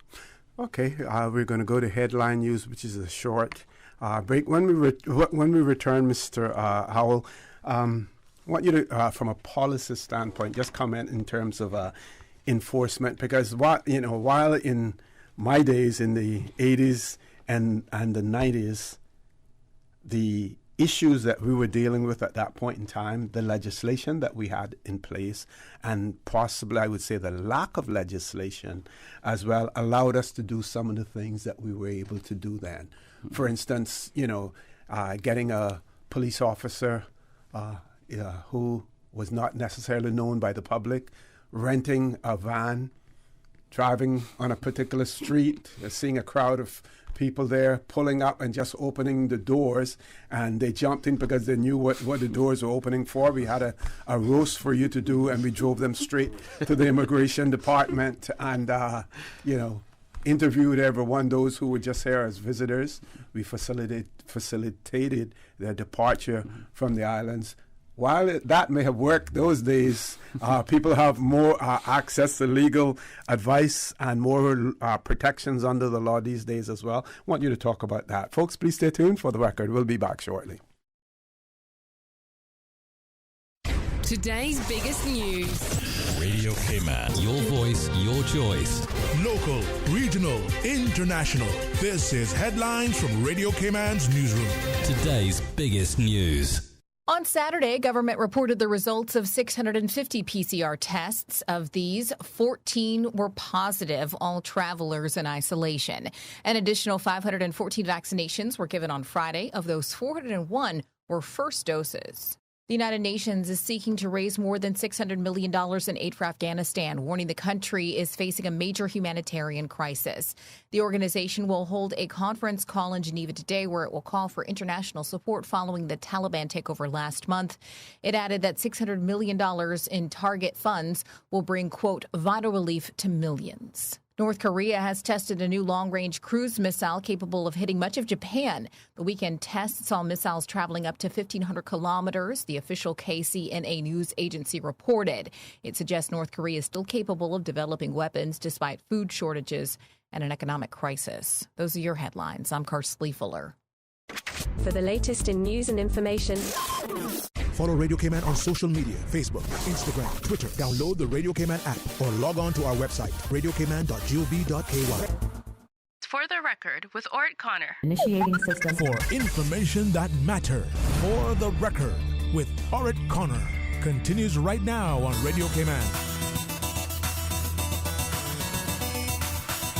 Good morning. Welcome to For the Record. In the studio with me, Chief Officer Mr. Wesley Howell, Acting Director of Work, Ms. Laura Watler, and the Deputy Director of Work in charge of compliance, Mr. Jeremy Scott. And it seems as if compliance is getting a lot of attention in addition to the question that I posed for Mr. Howell, just to, from a policy standpoint, to reflect on that. We also have one WhatsApp message concerning the non-issuance of work permit ID, something that used to be issued in the past, and the writer feels that this card was able to confirm the identity, the employer, the type of permit that a person had, and it also aided enforcement and for other purposes as well. Over to you, Mr. Howell. Thank you, Mr. Connor. I'll probably start with the latter first, okay, in relation to the work permit cards. So that process was discontinued mainly because of the volume of work that was being generated at then the Immigration Department. But I am hopeful that our work alongside the e-government folks in relation to national ID will result in a form of identification that can identify not just Caymanians, but also persons who reside here and what their actual status is. If not visible on the card, that would be then easily read and deciphered by the appropriate authorities. The appropriate authorities are a really good segue into the overall landscape as we have now. So given the introduction of laws over the years in relation to human rights, data protection, natural justice being more of a concern now, matters going before the court in relation to proportionality and probable cause, those are all areas where the days of kicking down doors and going in and demanding information is now one of having to have reasonable cause, and then doing that in a manner that's proportionate. And if we're not down that road, we'll end up in court in relation to having a government pay for or use of excessive force. So it's made life a bit more difficult for our compliance individuals, but I can say we are working towards information sharing amongst the law enforcement agencies, and that's DCI compliance, labor and pension compliance, CBC in relation to persons who are overstaying and possibly working illegally. And those joint operations continue with these agencies with work as well. So from the highest levels, we are navigating within the confines of the law. But I do think we have an opportunity. And it's one of the things I actually asked for in relation to telling about our successes. So where have we successfully caught employers for wrongdoing? What are those numbers? So some of those positive, well, in this case, negative in light of the employers, but positive in light of the country, yes. Issues are things that we don't say enough about. So the things that get out there are the negative bits, but not necessarily good work that Mr.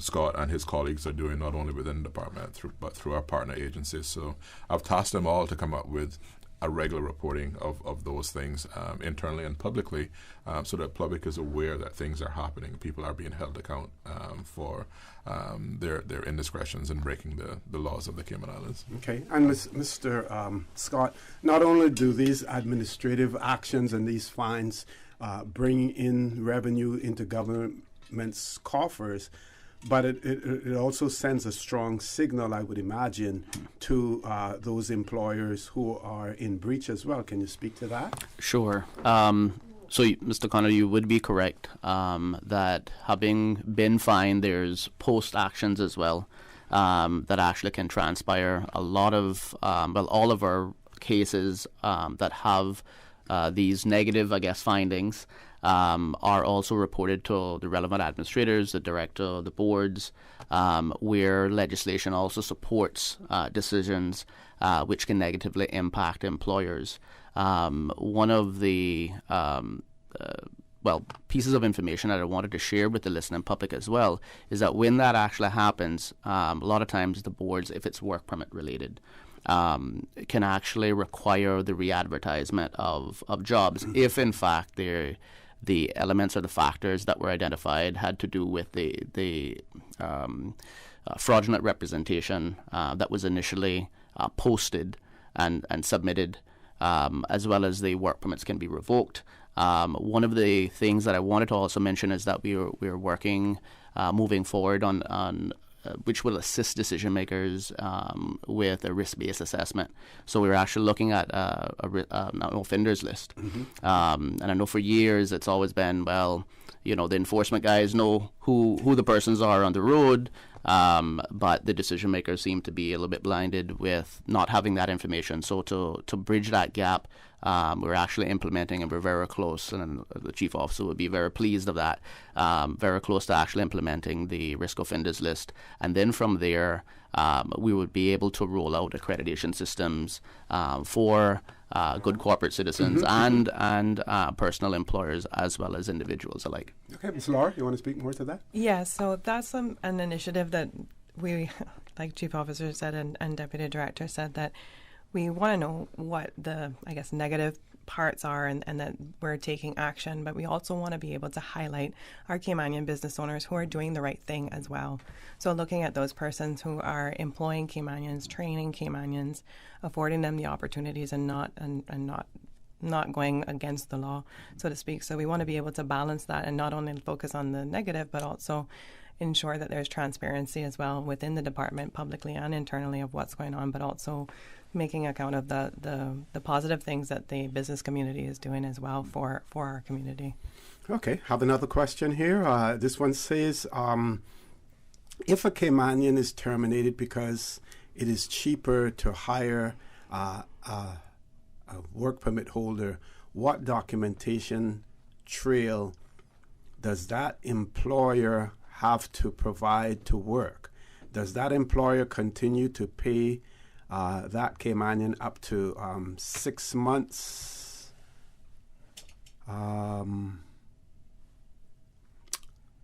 Up to 6 months to 1 year until she finds new employment? So I'll take a stab at that one. Okay. In relation to Caymanians who are displaced, particularly those who are displaced for non-Caymanians, Department of Labour and Pensions is actually the enforcement arm in relation to that, and they have the tools at hand to go in and investigate that those jobs are, as the labour law specifies, are going to be replaced by Caymanians with the first option, and if not, then that's the first arm to deal with it. But in this sort of joined up approach where a person displaces a Caymanian to then apply for a work permit for a non-Caymanian, that information would also be extremely helpful to work in relation to their compliance checks and ensuring that that's not a work permit of convenience that is earmarked for an individual. So as Mr. Scott shared, the incentives or the accreditation systems that we're implementing in the background work in two ways. You have the carrot, and if you're a good employer who is promoting and hiring Caymanians, giving them scholarships and the like, you get less intrusion. But if you're known to be an offender who is breaching the law, then you get much more scrutiny. And that's putting the intelligence forward to say we're putting the effort on those who are at a higher risk of reoffending than those who have years of demonstrated good employer practices. And the government, it is one that we're looking at actually across the board, because employers who have issues staying current with their pensions or not paying overtime and gratuities and those things also tend to be employers who are flouting the law in other areas. So that joined up approach of the enforcement and compliance teams across government is also one of the things that we've seen lots of fruit from. And those joint teams going out to one employer and looking at a range of issues across the Immigration Transition Act, the Labour Act, and the Pension Act. Sometimes net, sort of 3 issues in one, and if we add DCI to that, they may also be flouting the trade and business aspect as well. So that's 4 for 1. Okay, so Mr. Scott, we know that, and Mr. Howell mentioned the fact that he wants more emphasis to be placed on the sort of background action that is taken, like, for instance, the administrative fines and stuff like that. But also, we know that part of your remit is not only in terms of, work permit, seeking employment for Caymanians, ensuring that Caymanians are employed, and that unemployment is not at the expense of, work permit holders. There's also a portion of keeping Cayman communities safe. And you talk about intelligence-driven, talk about the interagency work that is being done as well in terms of your liaison with police department, liaising with the prison service in terms of those persons who are convicted of offenses and need to be removed from the jurisdiction. Those are all things that you're involved with as well. Can you speak to some of those? Yes, sir. So we have a fairly robust cross-collaboration, at least a centralized uniform channel. I mentioned that we have a third arm, which is the risk management unit, as well as the enforcement unit, but the risk management unit is set up right now to act as the main point of contact with cross-collaboration across other departments. As Mr. Howell mentioned, as Chief Officer, there is quite active matters and dialogue that is across the board as it relates to labour and pensions, CBC, RCIPS as well. And that's on a constant. So with that fluid lines of communication, we're able to keep up with the information. It's not all kind of coming into one channel, and they are specialized in the steps in handling those matters. So we're actually finding that we're quite responsive. Where the relevant actions that need to be taken, whether or not if it's where a person has been identified as having committed offenses or needing to be removed from the jurisdiction, it's actually quite timely in the way that it's actually actioned. Okay. I have a yesterday, actually, I was talking to someone, and Miss Laura, I'm sure you can contribute to this as well. So the person was saying that their daughter has a business, made an application for work permits. Those work permits were refused on the basis that the employer did not demonstrate the need for them. In terms of guidance to prospective employers, those who are applying for work permits, can we speak to Ms. Susan? You want us to take the break first? So I'll pose the question, and then we'll take the break, and she can respond when we return. The guidance that you can give to those persons, that if they have a compelling case for a work permit and they have made all of the efforts to employ someone locally, including your portal, what can they do? What documentation they need to provide in order to possibly have a successful application for a work permit? Folks, please stay tuned. For the record, we'll be back shortly. What's that? No sugar, same amazing taste? Coca-Cola Zero Sugar is here to stay. Classic taste, pure satisfaction. Be sure to stop into any Tortuga location and get your own case of Coke Zero. Or grab an ice-cold one straight from the cooler. Brought to you by Tortuga Distributors Limited. Coca-Cola, taste the feeling, K-Man. Are you feeling sick but don't feel ill enough to go to the doctor? Ask your pharmacist for advice. Here at West Bay Pharmacy, our pharmacists have been trained to offer helpful, easy-to-understand advice on the treatment of everyday minor ailments for yourself and all the family. Anything from headaches, cough, and sore throat to cold sores, our pharmacists will know when medical help is needed and will not hesitate to refer you to your doctor if your symptoms demand it. Like doctors, our pharmacists have a professional code, which means all personal information you give them will be treated in the strictest confidence. Visit us today at West Bay Pharmacy, where we care about your health. The HSA Specialist Clinic has relocated to a new, modern, state-of-the-art facility at Smith Road Center to offer you a better patient experience. Receive care from top specialists in chiropractic, complementary and alternative medicine, neurology, ENT, urology, pain management, and more. Our orthopedic and telemedicine clinics remain at the Cayman Islands Hospital campus. Please remember to bring your own face mask when visiting any HSA location. Visit our website, hsa.ky, to learn more. At the HSA, you matter to us. Each Tuesday and Thursday from 7:30 a.m. to 9 a.m. The Tuesday and Thursday edition of the Business Buzz is brought to you by Optical Outlook. Visit them at their new location in Anderson Square. Telephone 746-2020. Come see the difference with Optical Outlook. For the record, with Ort Connor. Initiating system. For information that matters. For the record, with Ort Connor. Continues right now on Radio Cayman. Good morning. Welcome back to For the Record. In the studio with me, Chief Officer Mr. Wesley Howell, Acting Director of Work, Ms. Laura Watler, and Deputy Director of Work, Mr. Jeremy Scott. We have a voice note as well. Ms. Susan, let's play the voice note, and then if there's a question or a comment that needs to be added to that, that can all be done at the same time. Good morning, OC. I'm enjoying listening to your show what I can while I do my housework, but I have a quick little question here. If a job is there and there's a multi-generational Caymanian and a paper Caymanian, you know, the status holders, who would be given the priority to get that job? Okay. Good question. I don't know who want to take that one on. But Ms. Laura, we'll give everyone else a time to think about that one. I'll take the first stab at that, Mr. Okay. Connor. The law doesn't differentiate between Caymanians of multiple generations or Caymanians who are recently acquired that right by law. So a Caymanian under the law is examined the same way. Yep. So that puts a dilemma there of sorts in terms of, and I guess it's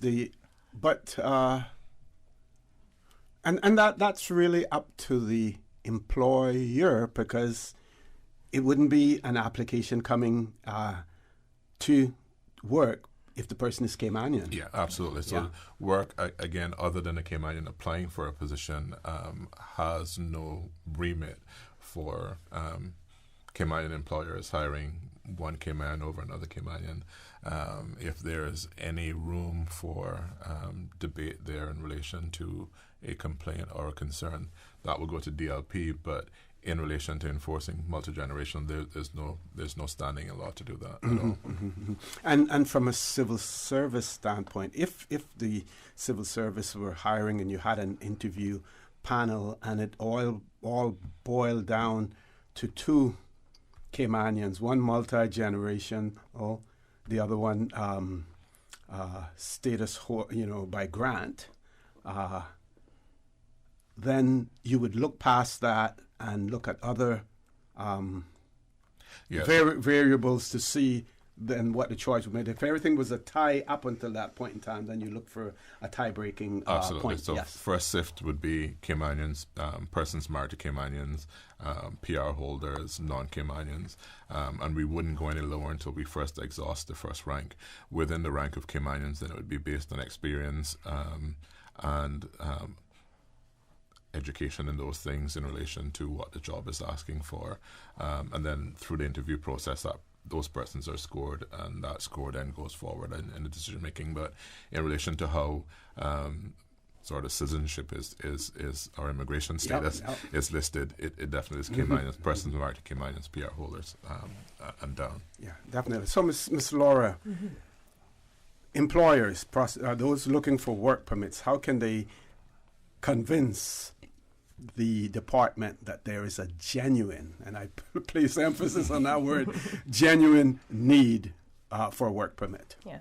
So the first step would be giving us the relevant documentation in terms of justifying the business need and also the operations of the business as well.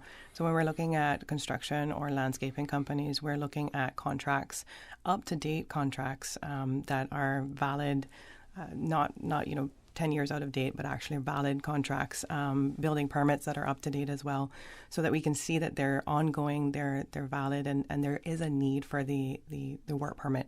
So really giving us the sense of what your business operations needs are, what your business does sometimes helps as well. The more information that we can have, it better informs our decision makers as well, and less likely either gets deferred, the decision, or gets a refusal because they're not understanding the need.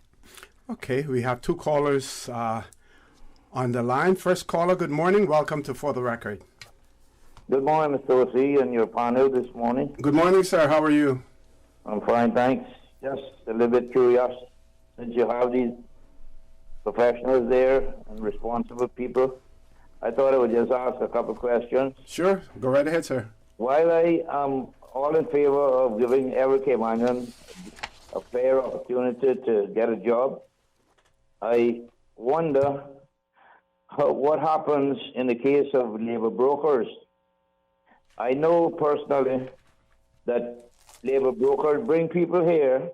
I don't know what kind of proof they have to have for the work or immigration or whatever to justify bringing people here, turning them loose with nothing, no contracts, telling them to go and find work, and then they pay a percentage of what they make to their employer, the broker.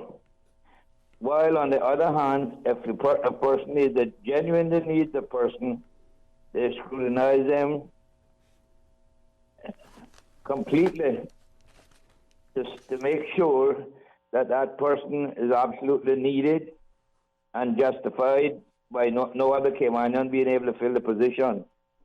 That brokerage business has been abused for years, and I know of people that float around with no work. I don't know how the people can live. A lot of times they get no work for days and days, or weeks maybe sometimes. And then if they do get something to do, the employer tells them they must pay them a portion of what they get. How do they screen that to make sure that that's not being abused? It needs to be. Okay. Yeah, that's the only question. You had another one? Well,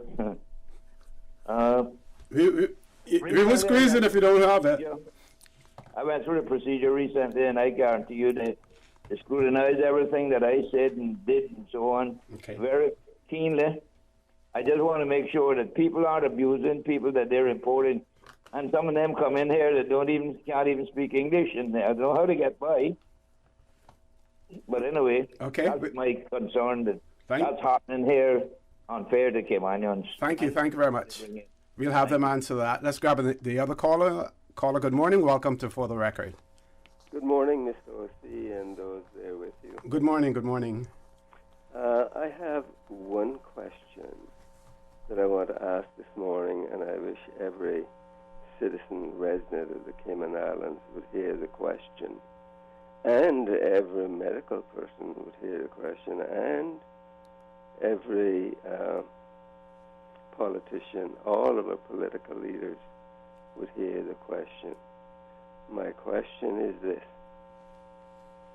has SARS-CoV-2 ever been isolated, cultured, and seen under the microscope in the Cayman Islands? Okay, maybe on my pay grade.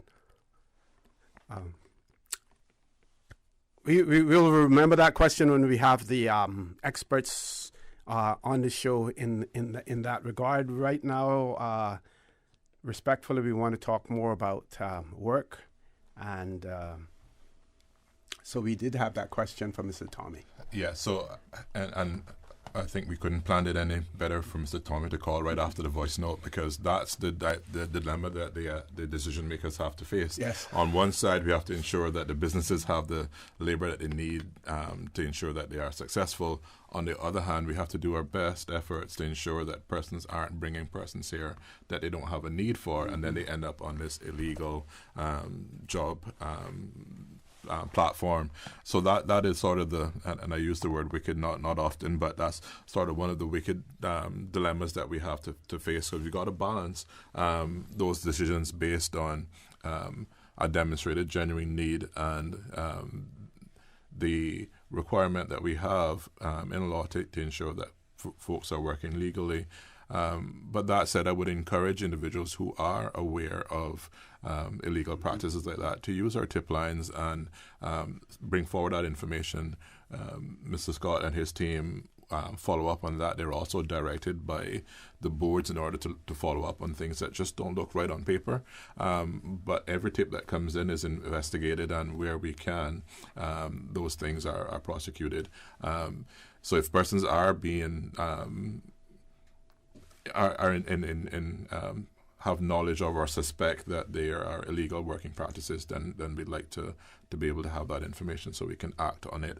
The other thing I can say is there are some industries where the practice has been that they are providing services, may that be janitorial or home care in relation to the elderly or persons with physical challenges. Those are some industries that again, those employers have to demonstrate the need for those jobs.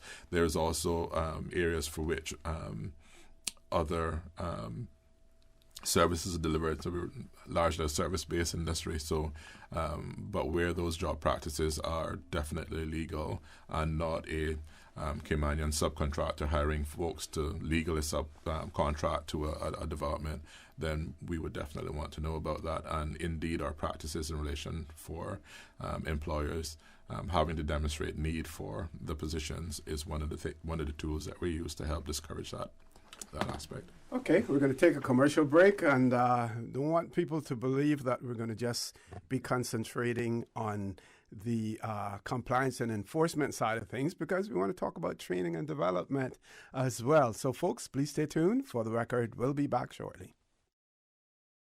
We think it's time you crossed over to a new vehicle. And with the 2021 Toyota Corolla Cross now at Vamped Motors, you have plenty of reasons to make the switch. The crossover body and hybrid engine is a sleek design in a sturdy structure with a spacious interior that opens to extensive cargo space. Stuck in traffic? The high-performance self-charging hybrid system automatically switches between gas and electric vehicle mode, helping you lower both fuel costs and carbon emissions. The Corolla Cross has full LED lighting inside and out, an integrated display audio system with energy monitor, and a dual-zone climate control system to ensure comfort for all. Test drive the new 2021 Toyota Corolla Cross Hybrid today at Vant Motors, Walkers Road. For medical lab services in Cayman, go straight to MedLab. Blood test, x-ray and mammogram, all of that is MedLab. Affordable fees and friendly service, a full professional team. MedLab is always comfortable, MedLab is always clean. For medical lab services in Cayman, MedLab. Call 949-7331 and ask about MedLab's new state-of-the-art digital mammogram machine. So, do you have your tickets? What tickets? Your tickets for UCCI's first ever alumni homecoming. They're on sale now. Hey, I don't want to miss that. When is it? October 28th. There'll be a dinner gala, silent auction, live entertainment, and more. It's a chance to reconnect with UCCI, past classmates, and those instructors that helped change your life. Where do I get my tickets? At EventPro. They have discounted early bird tickets for only $75 per person, but after September 25th, prices are due to go up. The alumni homecoming sounds great. I'm going to eventpro.ky right now.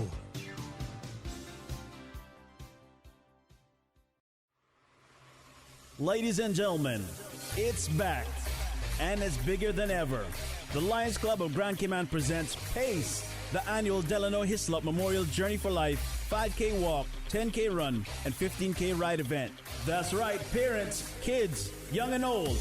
We want you to be a part of the movement to help bring awareness to the fight against prostate and colon cancer. Starting at the Lions Community Center on Sunday, September 19th. Registration fee is only $25 and includes a free shirt and gift bag. The more people that sign up and register, the bigger the fight against prostate and colon cancer. Sunday, September 19th at the Lions Center. Get ready to pace yourself as the Lions Club of Grand Cayman presents the annual Delano Hislop Memorial Journey for Life 5K walk, 10K run, and 15K ride event. For additional information, please feel free to contact 938-1711 or 526-1711. Sign up today on CaymanActive.com. For additional information, please email pace@cnw.ky. The Delano Hislop Memorial Journey for Life is proudly sponsored by Dart Enterprise, Cayman Seafarers, Maples Group, Bodden Holdings, CUC, Water Authority, and NTEC.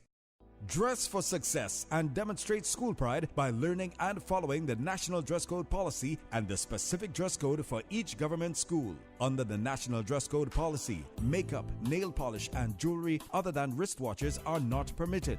Girls' hair must be worn in natural styles and color. Undergarments concealed. Skirts knee length and sneakers or shoes black. Take pride in your stride today. View the complete dress code policy at www.education.gov.ky. This is a message from the Ministry of Education.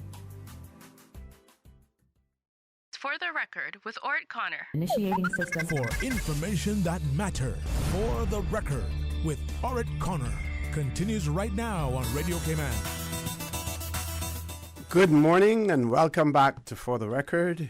In the studio with me this morning, Chief Officer Mr. Wesley Howell, the Acting Director of Work, Ms. Laura Watler, and Deputy Director Mr. Jeremy Scott. Mr. Howell has to leave us in a few minutes, so I'm going to throw the mic back over to him, give him an opportunity for some closing comments before he leaves as well. Thank you, Mr. Connor. Again, it is my pleasure to be here this morning with my colleagues from work. I just want to take this opportunity to thank them for the work that they are doing and the volumes that they're dealing with. No, that's okay. And in relation to the Caymanian employers, just be guided by the information that we are providing in relation to those who are seeking labor for their businesses. We want to ensure, again, that our Caymanians get the first preference. And this is a bit of a philosophical one for me. Other than exempted companies, a company has to have at least 60% ownership Caymanian. So we're actually employing our own to hire our own, and all the systems that we have designed around compliance and whatnot is to ensure that our Caymanians are doing the right things by Caymanians. So it really is heartening when we see those Caymanians who are doing that above and beyond. They're bringing on interns as youngsters graduate from our schools, giving them opportunity to upskill. We also have the not so pleasant role of enforcing those things through there, but where they are, those employers that are going above and beyond, we congratulate them for that. It is very important for individuals to register with work, Caymanians to register with work. There are opportunities there for childcare for persons who have to be reskilled for them to enter the workplace, or ready-to-work programs does allow for work to offset some of the costs related to persons being employed by small and micro businesses while they get up and running in relation to their skill and experience. So those are all tools that are there, but we can only deliver that to persons that we know require that need. So please register and take advantage of some of the things that we have available. Just take the opportunity to remind that registering as a job seeker doesn't automatically advertise you as looking for work. It's still up to you to apply when you choose to do so for new employment opportunities. But it does allow you to see all the opportunities there, either for first-time employment, re-employment, or for the next step on your career ladder. So again, thank you for the time and efforts here. And I look forward to listening while I transfer to my next appointment for my colleagues and the rest of their morning with you. So thank you for your time. Thank you very much, Mr. Howell. All the best. We do have another voice note. Ms. Susan, you want to play that voice note, please? Good morning, OC. I have to make a comment again, and I know the law is the law, and we must abide by the law. But I think it's really unfair for a person who has come here with a suitcase in their hand to be given the same priority that put them on equal standing with the multi-generational Caymanians who built this country. I think it's wrong, and I think the law has to be adjusted to accommodate that. There are more paper Caymanians now probably than Caymanians. I would like to have a count on that. This thing has to be corrected. You just come here for your convenience. And to get a better life, which is fine. Everybody wants that.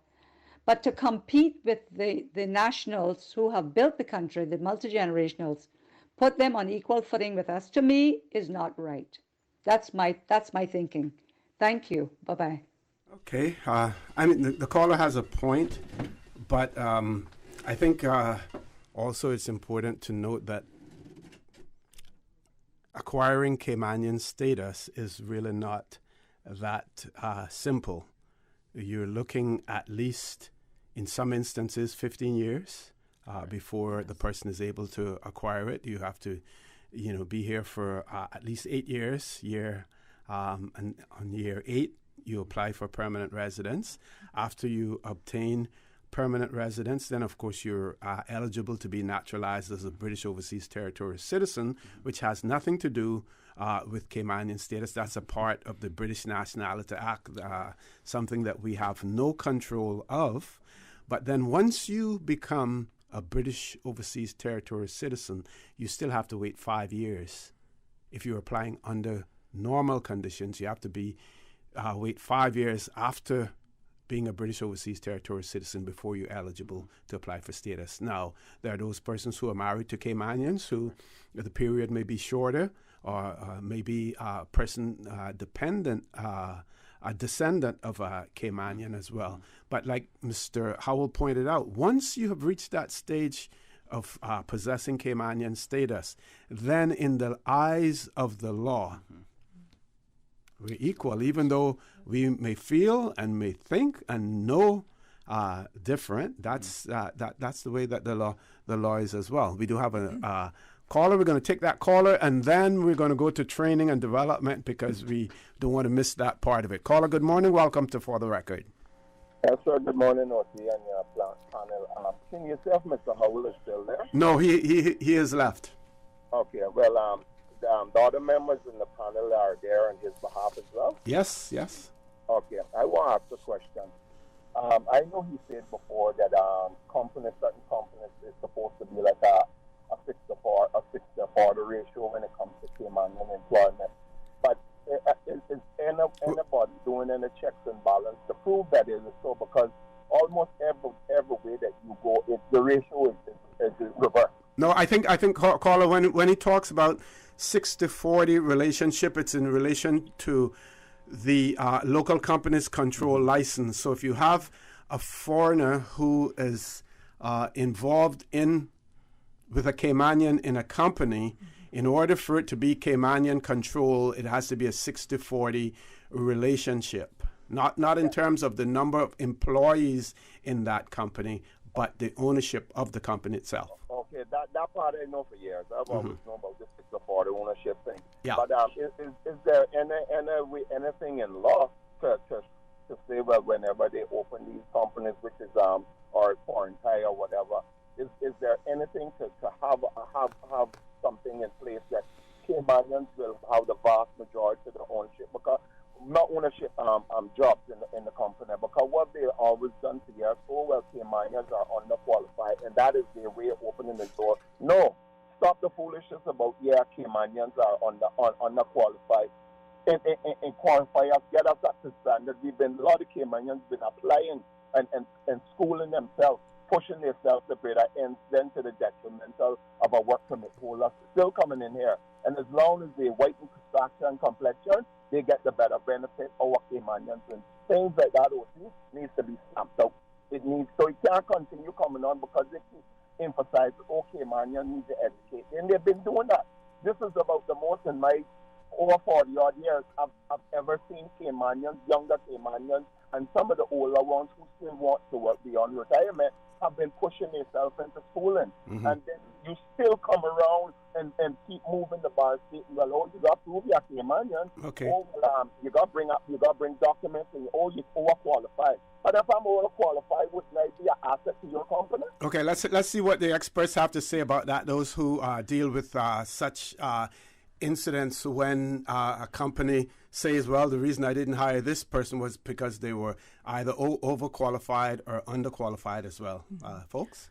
So I think this is where the portal and the Jobs Cayman portal really assist us, because we can see, our decision makers and boards can see what qualifications that Caymanian has and how they came about their decision to go towards a work permit. So that transparency across the board then keeps the companies in check in terms of the overqualification, because it comes down to their business need, again, their justification, but then also apples to apples in terms of the work permit holder and the Caymanian. So it's almost like a secondary check before that work permit goes through. So those are some of the checks that we need in order to have that, to have us all be successful, to be able to say, okay, well, this Caymanian is actually on the same level then of the work permit holder, or no, in terms of the job description and that job need, that the work permit holder is qualified. However, those are the transparent natures that the Jobs Cayman portal gives our Caymanians and also our decision makers to make sure that the companies are doing the right thing again. And obviously for those businesses that have those business staffing plans as well, that is where we can also check on, are they training the Caymanians they currently have? Are they promoting within? Are they ensuring their job career advancement as well? So that's another check when they pass that threshold of employees, to ensure that they have those local Caymanians employed with them as well. So you're not just accepting the narrative that they give you in terms of, yes. If I could add to that as well, that would help strengthen the transparency that the portal provides to decision makers, as well as giving a fair shake to Caymanians in those scenarios. But where that in fact transpires, again, compliance is there. We're the central depository of where any of those grievances can actually be raised as well. So again, where there's an encounter of such, please inform us through that appropriate channel, which is workcomplaints.gov.ky. We will take charge of that and either deal with that directly through one of the three units, as well as disseminate, and then it also elevates from more of a policy consideration as well, where we have risk management. Risk management is conducting audits. One of our recent projects actually was surrounding the business staffing plan. We do know that we have a lot to cover.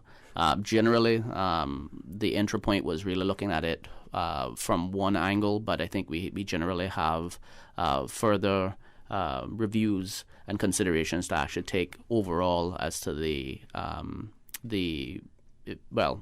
efficiency and the effectiveness actually of the plans, and whether or not currently, based on what we're actually seeing in relation to the labour market and who the job seekers are, should also inform the relevant board as it relates to plans and what exactly should we be pushing and covering, which occupations are really out there. Okay. We have one caller. We're going to take that call before we go to the break. That's going to be the last call for the morning as well, because we want to cover the other aspect that we haven't covered yet. Caller, good morning. Welcome to For the Record. Yeah, good morning. I would just like to say something short here. Sure. To remind the callers that they should educate themselves before they come on the radio, because there is nothing in existence of a paper Caymanian. You know what I mean? You're either a British overseas territory citizen or you're not. Okay, but just for your clarity for you as well, British overseas territory citizen and Caymanian status, two completely separate things. Caymanian status is something that is dealt with, that is governed under our immigration law. British overseas territory citizen is the British Nationality Act. Right, but what I'm saying is that you're either Caymanian or you're not. Right. You know what I mean? Yeah, got you with that. Yeah, so yes. You got to be careful, because we also have foreign Caymanians due to various laws in the past or whatever that also are status holders. So we have to be careful how we talk about paper Caymanians. Got you. Know? Okay, Colin, thank you very much. Thank you very much for that. We're going to take our last commercial break. When we return, we're going to be talking about training and development and what work is doing with that. Folks, please stay tuned. For the record, we'll be back shortly. What's that? No sugar, same amazing taste? Coca-Cola Zero Sugar is here to stay. No, can't stop me when I taste the beer. Classic taste, pure satisfaction. Be sure to stop into any Tortuga location and get your own case of Coke Zero. Or grab an ice cold one straight from the cooler. Brought to you by Tortuga Distributors Limited. Coca-Cola, taste the feeling, Cayman. Make your house into a home. Welcome to Brand Source Home Gallery, your source for premium products and a premium experience. We'll design and install your dream kitchen with crafted cabinets, complemented with elegant appliances. We'll fill it with quality houseware and cookware. Custom-designed closet and storage solutions organize and beautify any area. And with the finest bedding, you'll get a perfect night's sleep knowing Brand Source Home Gallery has everything you need to make your house a home.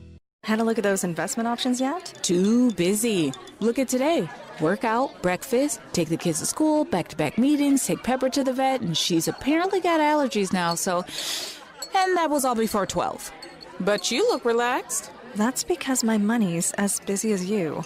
With RF, you can access the best in local and international investments to keep your money busy, so you can spend more time focusing on you. Contact us at rfgroup.com to find out more.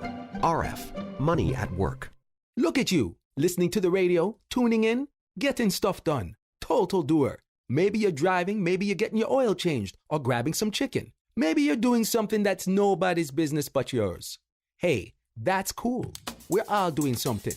Now you can join a whole new community of doers doing more on findyellow.com. With custom search, local experts, and trusted reviews, whatever you're doing, get it done on findyellow.com.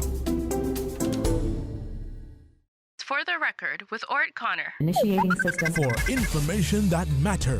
For the record with Ort Connor. Continues right now on Radio Cayman. Good morning. Welcome back to For the Record. The phone lines have been closed off now because we want to talk about training and development, in particular, passport to success. We want to get a cohort update on that, as well as ready to work cohort updates.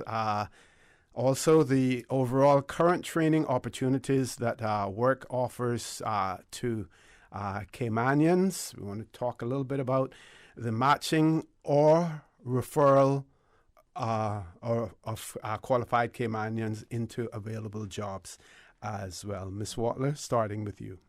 So I don't believe I mentioned this earlier. However, when you register as a job seeker on the portal, there's different levels that you can register on to have access to these programs and or have an employment service officer work with you. So there's the very basic job seeker option, which we don't get involved with you at all. You're there. You can go and access the jobs and see them and apply for them yourself. There's the next extended services where you are actually assigned an employment service officer, and then they work with you on resume, updating, cover letter, just a brief assessment of where you are, where you want to go as well, which is also included in those services, to be able to say, okay, well, here's my long-term career plan or longevity, not just getting a job to pay the bills or anything, but looking at where your passion is, where you're best suited as well, and where your resume needs to then kind of get beefed up, which is where it then goes into the training programs that we offer. So one of those, as you mentioned, is the Passport to Success, and that was launched successfully in 2010. So it does have quite 11 years of experience and also feedback. The age ranges for that is 17 to 23. Consideration is given to the unemployed parents or single parents as well.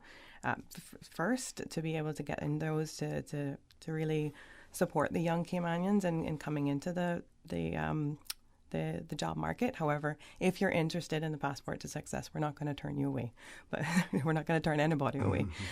We accommodate 25 participants in there, and again, we're looking to accommodate those single parents or those persons that are just needing that next leg up to be able to enter the job market. The next cohort for that is going to start on the 1st of October, so we're looking forward to that. So please contact us and get registered and find out more from that as well, and we'll be able to guide you a little bit more in terms of that. The next program that we have is Ready to Work. So that program is really two parts to it. So the first step is those employability skills, which training is, and we actually accommodate 15 participants per cohort for that as well. But we're really looking at those skills that you might need in terms of interviews, really getting your foot in the door that first week. And then the next week is more around what to expect in the job place as well, the working environment. So we train you on both sides of those to make sure that you're not stepping in completely green into an employer or into an interview. I know interviews can be very nerve-wracking for anybody at any point in their life. So they're really looking to give you those skills and that you need. The next cohort for that is scheduled to start on the 11th of October and then finishes on the 22nd of October. So again, please let us know. We also have other trainings available. So administrative office suite training I mentioned earlier. So those would provide basic training to become an administrative professional. The topics covered is business writing basics, professional receptionist, administrative assistant, minute taking, records management, all the things that you would need in terms of an administrative role. This next training starts on the 4th of October and it goes until the 8th of October. And it's really specialized training and run based on those facilitator schedules as well. However, if we know you're interested, we will then be able to build the cohort to be able to have those go through. The next one that I mentioned earlier as well is the QuickBook training. So QuickBook courses, uses hands-on exercises to cover the basics of using the popular accounting program as well. So bookkeeping principles, QuickBook Desktop 2020, and then an introduction to QuickBooks as well as you get the QuickBooks Online Certificate course as well included in that. So there's a wide range of programs that we offer once you're in that extended services, and again, based on that assessment and what you need to either enter the job market or at least be able to upskill yourself as well. We have people that have been working already taking the QuickBooks in order to upskill as well. There's also a range of apprenticeships and internships with industry partners. I mentioned those as well. So again, it's not just the tourism industry, it's accounting industry, woodworking, carpentry, all of these different places. So it's not just about the office either, it's about those hands-on jobs that people might be passionate about. So we don't want to just tailor to the office because some people like the outdoors. Yes. And we also be able to partner with other industry trainers as well to be able to say. So once you're registered with us and we can see what your needs are and have that extended service, then we can then reach out to industry partners to ensure you're getting whatever qualifications or experience that you need, because a lot of these internships and apprenticeships actually afford you the experience to be able to put on the resume and then be the successful candidate for the job as well. And those information on all of those programs can be obtained from your website as well? Yes, and if you ever need us in person, our call center is always standing by. So you have the work call center number, which is 945-9672. And if you're just interested in that, the training and the development areas, then you can call 649-4023, and that will get you straight to our Employment Services Unit and National Training and Development Unit. So they're there. They're always standing by. Great, amazing people at work. We're dedicated to furthering the labor market of the Cayman Islands and really making sure that we have what we need for our businesses as well. So. Okay, I want to give both of you an opportunity for some closing comments, starting with you first, Mr. Jeremy. Thank you, Mr. Connor. Just as a closing remark, for work complaints, again, that's our central lifeline, I call it. So where there's any concerns by the general public as it relates to work under immigration regulations and law, please contact us using that route. As mentioned before, on our website as well, you can go online and actually access and provide us with that information. Again, the staff are amazing, the officers are amazing, hardworking. We're there to serve the public, and that's what we intend to do. Okay, and before Ms. Laura, with your closing comments, the person that had the question about the work permit ID said that they didn't understand Mr. Howell's answer to it, and their question again, is it going to be implemented? I think we discussed that off air, and he was basically referring to the national identification system that is being implemented, and it hopefully will be wrapped up into that, I believe. Yes, so we're looking to partner with the e-government department that is able to, or working currently on the national ID program, and really making it centralized for the customer as well. So that centralized database that will be able to afford the national ID to say what their occupation is, what their residency type is on island. So instead of us going and implementing something, to be able to use that centralized e-government approach, and that would be electronically accessible to all government agencies as well. So that's the area, or the innovative side that we're taking, rather than going back to processes that we had to support this the e-government initiative. And very quickly, another question, and I think this one is important. That's why I'm going to raise it, even though we have about a minute left. So, would it be possible to raise the cutoff age for the Ready to Work program? Persons older than the current cutoff age need the same kind of help at times. Okay, so let me clarify. So the Passport to Success is the one that has the age range. The Ready to Work does not have age limits. No. Excellent. So let me just clarify that. Yeah, there's no age limit. We will assist. Okay. Okay. And any other comments before you go, Ms. Laura? Yeah. So thank you as well to have us on here this morning to speak about what we're about. Work is tasked with creating the global competitiveness for the Cayman Islands as well. So we want to know that our labor market is equipped to support our businesses and also our Caymanian community. So it's not just about the unemployment, but it's also about the employment. So we're there to help you succeed in the job market as Caymanians, to be able to say, either by having that international approach to bring in the skills to be trained by them and actually have the Caymanians upskill themselves to be able to take on the market, and whether they want to be entrepreneurs, CEOs, directors, to be able to give that global competitive edge in the Cayman Islands, because we are on those key markets in terms of financial services and tourism. So thank you very much for giving us this opportunity. Okay, well, thanks for being here as well. And folks, I want to thank you for allowing Radio Cayman, and by extension For the Record, into your homes, into your vehicles, as you traverse the busy roads of the Cayman Islands, into your places of work, wherever that may be. I also want to remind you that we are our brothers and our sisters' keepers. There is always someone out there who's less fortunate than we are, and I ask you to extend a helping hand to them. If you can't do that, then I suggest you donate to a worthy charity, because we always want to consider those who need, not necessarily those who want or even those who crave. So I say to you, have a great day. Continue to support your radio station, Radio Cayman. Join Sterling Dwayne Banks at 12:15 for Talk Today. Join me on Wednesday for the Record, where we will have members of the opposition in the studio with us. And as usual, we ask the good Lord to bless these three beautiful, wonderful Cayman Islands. For the Record is brought to you by Vamped Motors, the only authorized Ford and Toyota dealership serving the Cayman Islands. Coca-Cola, available across the Cayman Islands from Tortuga Distributors. Accept no substitutes. Taste the feeling with Coca-Cola. Brand Source Home Gallery, inspiring luxury. MedLab in Smith Road Plaza, your complete medical laboratory solution. Call 949-7331. West Bay Pharmacy, taking care of your health. And RF Group, money at work. Today's biggest news.